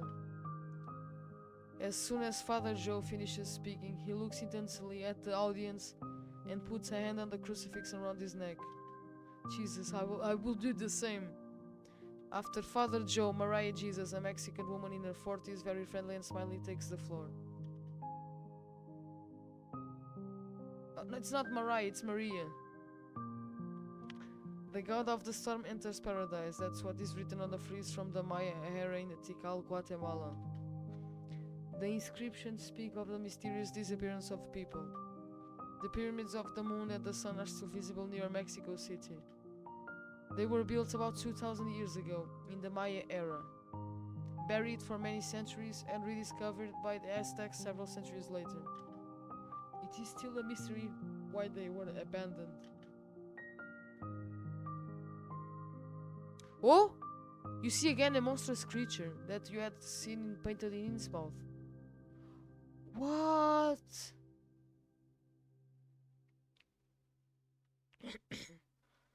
At this point in the story, Mariah Jesus takes a terracotta face out of a bag, painted in black, red, and green. It is the head of a monstrous creature.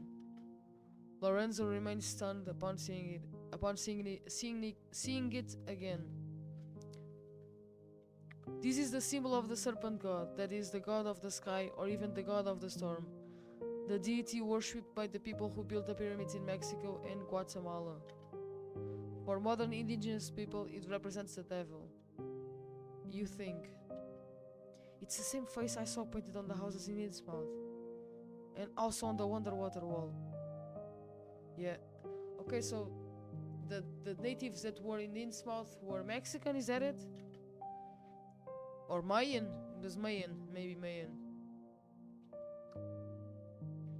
In Maya and the peoples of that period's symbology, the serpent god was painted on the places to be protected, where precious things were found. It is a mysterious god who can only be represented by the faithful in temples dedicated to him, or for the protection of very special places. So all these symbols indicate important places hiding precious things. What's happening? At lunch you approach the buffet and take some meat with a side of cabbage and boiled potatoes. While he eats, Phil approaches. Lorenzo, so you teach in Rome. Wonderful city. I have been there several times, both as a tourist and for work. A series of conferences. I teach at the Department of Ancient Italy. Congratulations on your presentation. I found it very interesting. Thank you. You are kind. You know what? I have studied Roman history for a long time. I have always found it interesting how the ancient Romans created their empire. Yes. Sorry. It's a fascinating story. I found your hypothesis that reason with the wings of the precious ancestral instincts of human beings very interesting. Thank you. I am glad you did not find my presentation boring. After about 20 minutes they serve desserts and coffee, which you enjoy and also to counterattack some tiredness. Ellie and the girl approach. Sorry to disturb you, Lorenzo. I would like to introduce you to Mary Jones. She also studies Roman history here in Boston. Nice to meet you, Mary. My pleasure.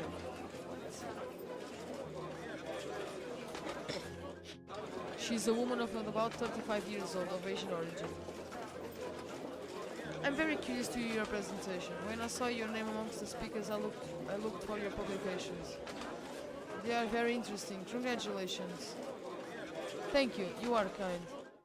And what part of Roman history are you interested in? I have published some research on the origins of Rome. Oh, Jesus. On how it went from a simple village to one of the nerve centers of the world. Father Joe approaches Phil Cosby. Phil, tell me more about the research on non-human DNA parts you mentioned in your talk. I was referring to some studies that are not widely covered in the media, but are scientifically extraordinary. DNA sequences incompatible with the human species were found in a group of indigenous people who lived in isolation on a few islands off the coast of India. And it seems there are other cases like this at just about every corner of the earth. Do the foreign sequences belong to being similar to us? I wonder if this could also be possible with sequences from other animal species. Are you asking if there could be humans with DNA sequences? For example, from other mammals? Jesus! Yes, or even from other kinds of species. I really don't think so. It would be absurd. But no one knows for sure. This research opens up scenarios never imagined before. Do these studies make assumptions about the characteristics of the original owners of the DNA being discussed? In the research, they define those beings as humanoids, in the sense that they are similar to hominids, but very different from the ones we know. It's amazing. Indeed, it's new information that changes our perspective on many things. Lorenzo, shall we meet just the two of us? I'd like to have a chat. Certainly, I'd be happy to. So what's happening now? You moved to Tom's office. Lorenzo, I hope you enjoyed your stay in Innsmouth. The girls told me about it.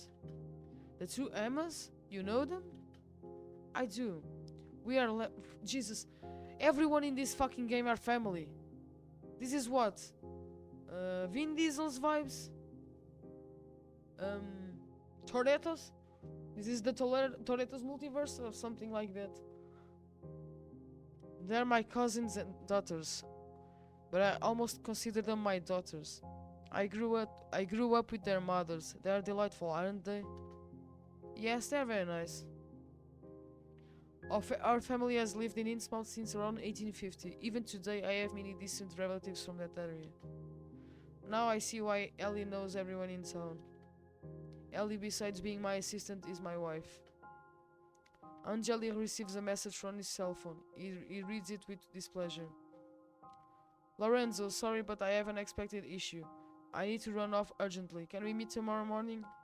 Sure, see you tomorrow. You leave the offices. The first day of the conference is over. You head to the hotel. It's a beautiful day, and it's still too early to head back to your room. You decide to take a stroll and have dinner at the old port. While walking, you get curious about an exhibit of Asian artifacts from Native American tribes. After paying for the ticket, you're stopped by a cop. Good morning, can I check your ID? Yes, but why? You take your passport out of the pocket of your jacket and hand it over. Nothing, just a routine check. Italian? Here for tourism? No, for a conference. I teach at university in Rome. I've been there many years ago. Beautiful city, Professor. When are you leaving? Thursday evening. The cop moves away and calls someone while holding your passport. He stays on the phone for a few minutes, flipping to its pages. The cop returns your passport. Thank you and sorry for the inconvenience. No problem. No problem. Good evening. You reflect on what happened. Weird that they asked for my documents. The police rarely do that. And who was the cop talking to them to when he disappeared? Back at the hotel, you start working on your presentation for the next day. You decide to change some aspects to take into account what the other speakers have presented.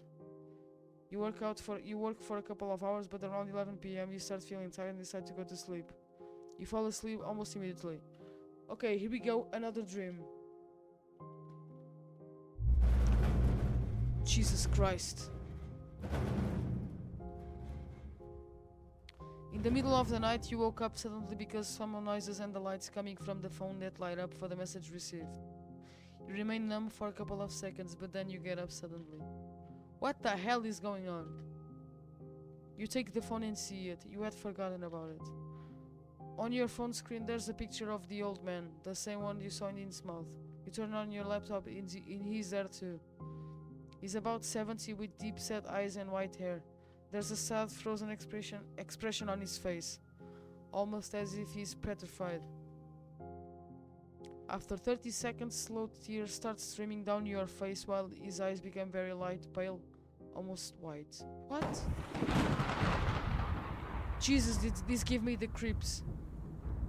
You hear a bunch of noises. You crank up the volume, it's a total chaos. Doors slamming and windows flinging open. It's a noisy mess that reminds you that what you had heard during your first night in Innsmouth. This time, however, it's clear that it's a storm, with rain, lightning and thunder. The image shifts like someone's pulled the camera back. You'll see a big room with furniture that looks familiar. The old man is stroking a little kid's head, about 3 years old, and as he does, you stop crying. You feel a strong sense of tenderness toward the little one. Suddenly, the images on both screens become blurry, and within moments, both of the laptop and the phone stop showing any activity. You have goosebumps and are shaking. The initial terror has been replaced by a sense of emptiness and great sadness, as if that scene means something tragic for you too. You seem to remember the room you saw. Incredibly, you see the storm, the dark sky, the lightning and the strong wind shaking the house, and you feel a fear already experienced. You stay awake for a long time. But when the alarm goes off at 7, you are fast asleep. The ring makes you jump. Your first thought is the presentation you have to do, but immediately you remember the images of the old man, and you are once again overwhelmed by the feelings of emptiness. You lie in a bed for a while deep in thought. Then you hurry to Ash so as not to be late. So, you grab a quick breakfast and head off to the Foundation offices deep in thought to your presentation, which is the first of the day. Hi, listen. Oh, hey, Frederica. What brings you here? I've got some errands to run in town this morning. It's good to see you. I'm going to the conference. I have to do a presentation. Break a leg, Professor. Oh, by the way, remember that story about the algae I was telling you about? We got the final test results. It's a special kind of algae usually found in New Caledonia. No one has a clue how it ended up in these shores. Thanks for the info. But there's more. The chemical analysis of the seawater showed an unusual concentration of antimony, 10,000 times more than the normal level. Jesus. Antimony, what's that?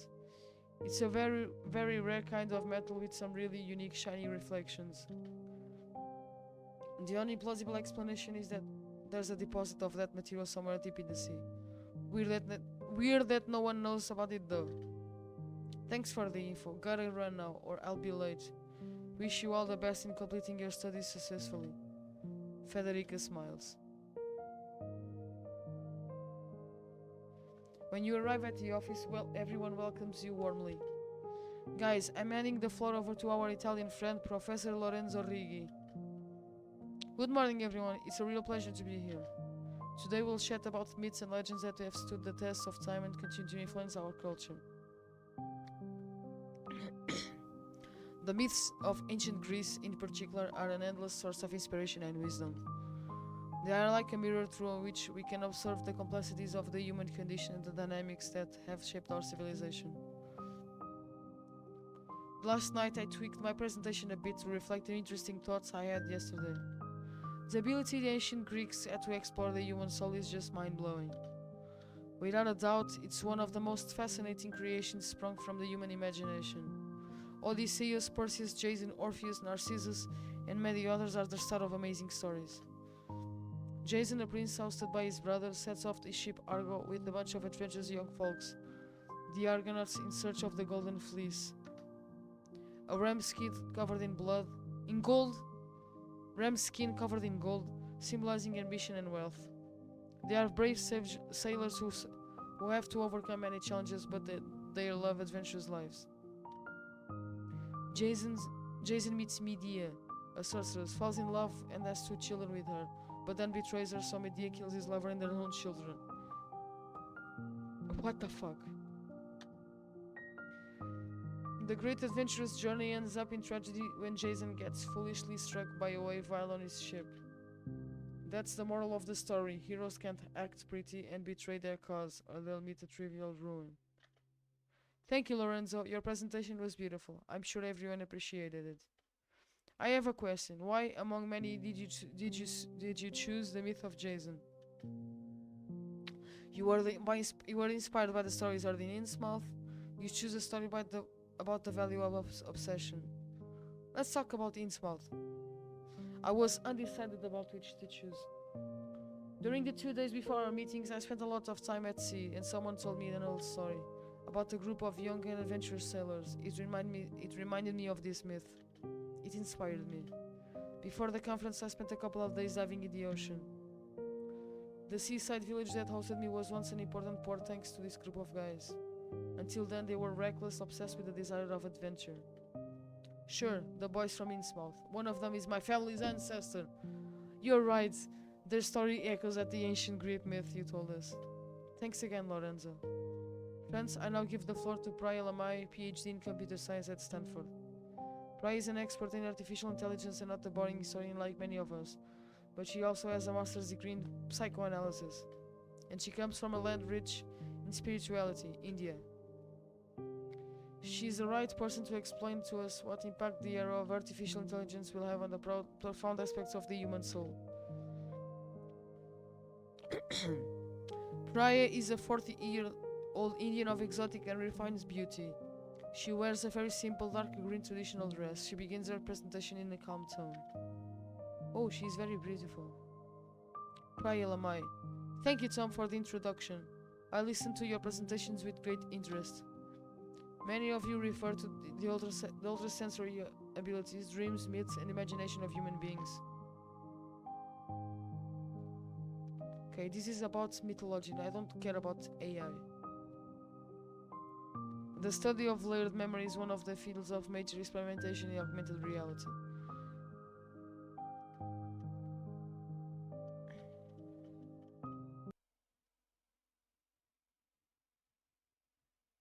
Okay, let's save.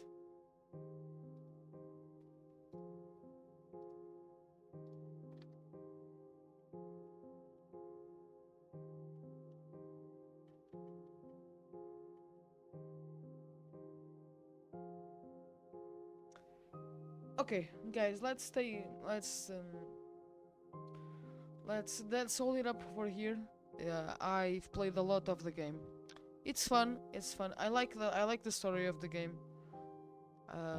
It has shown some Lovecraft vibes, but I will not fully play it because I'll leave a link in the description for you guys if you want to buy the game. Thank you once again for Keymailer and Raven Novels for giving me this key. This game released on 25 of October 2024. It's available on Steam and Epic Games. If you want to buy the game, should be a link in the description for you to buy it. Don't forget to leave a like and subscribe the channel. I'll see you next time. Bye bye.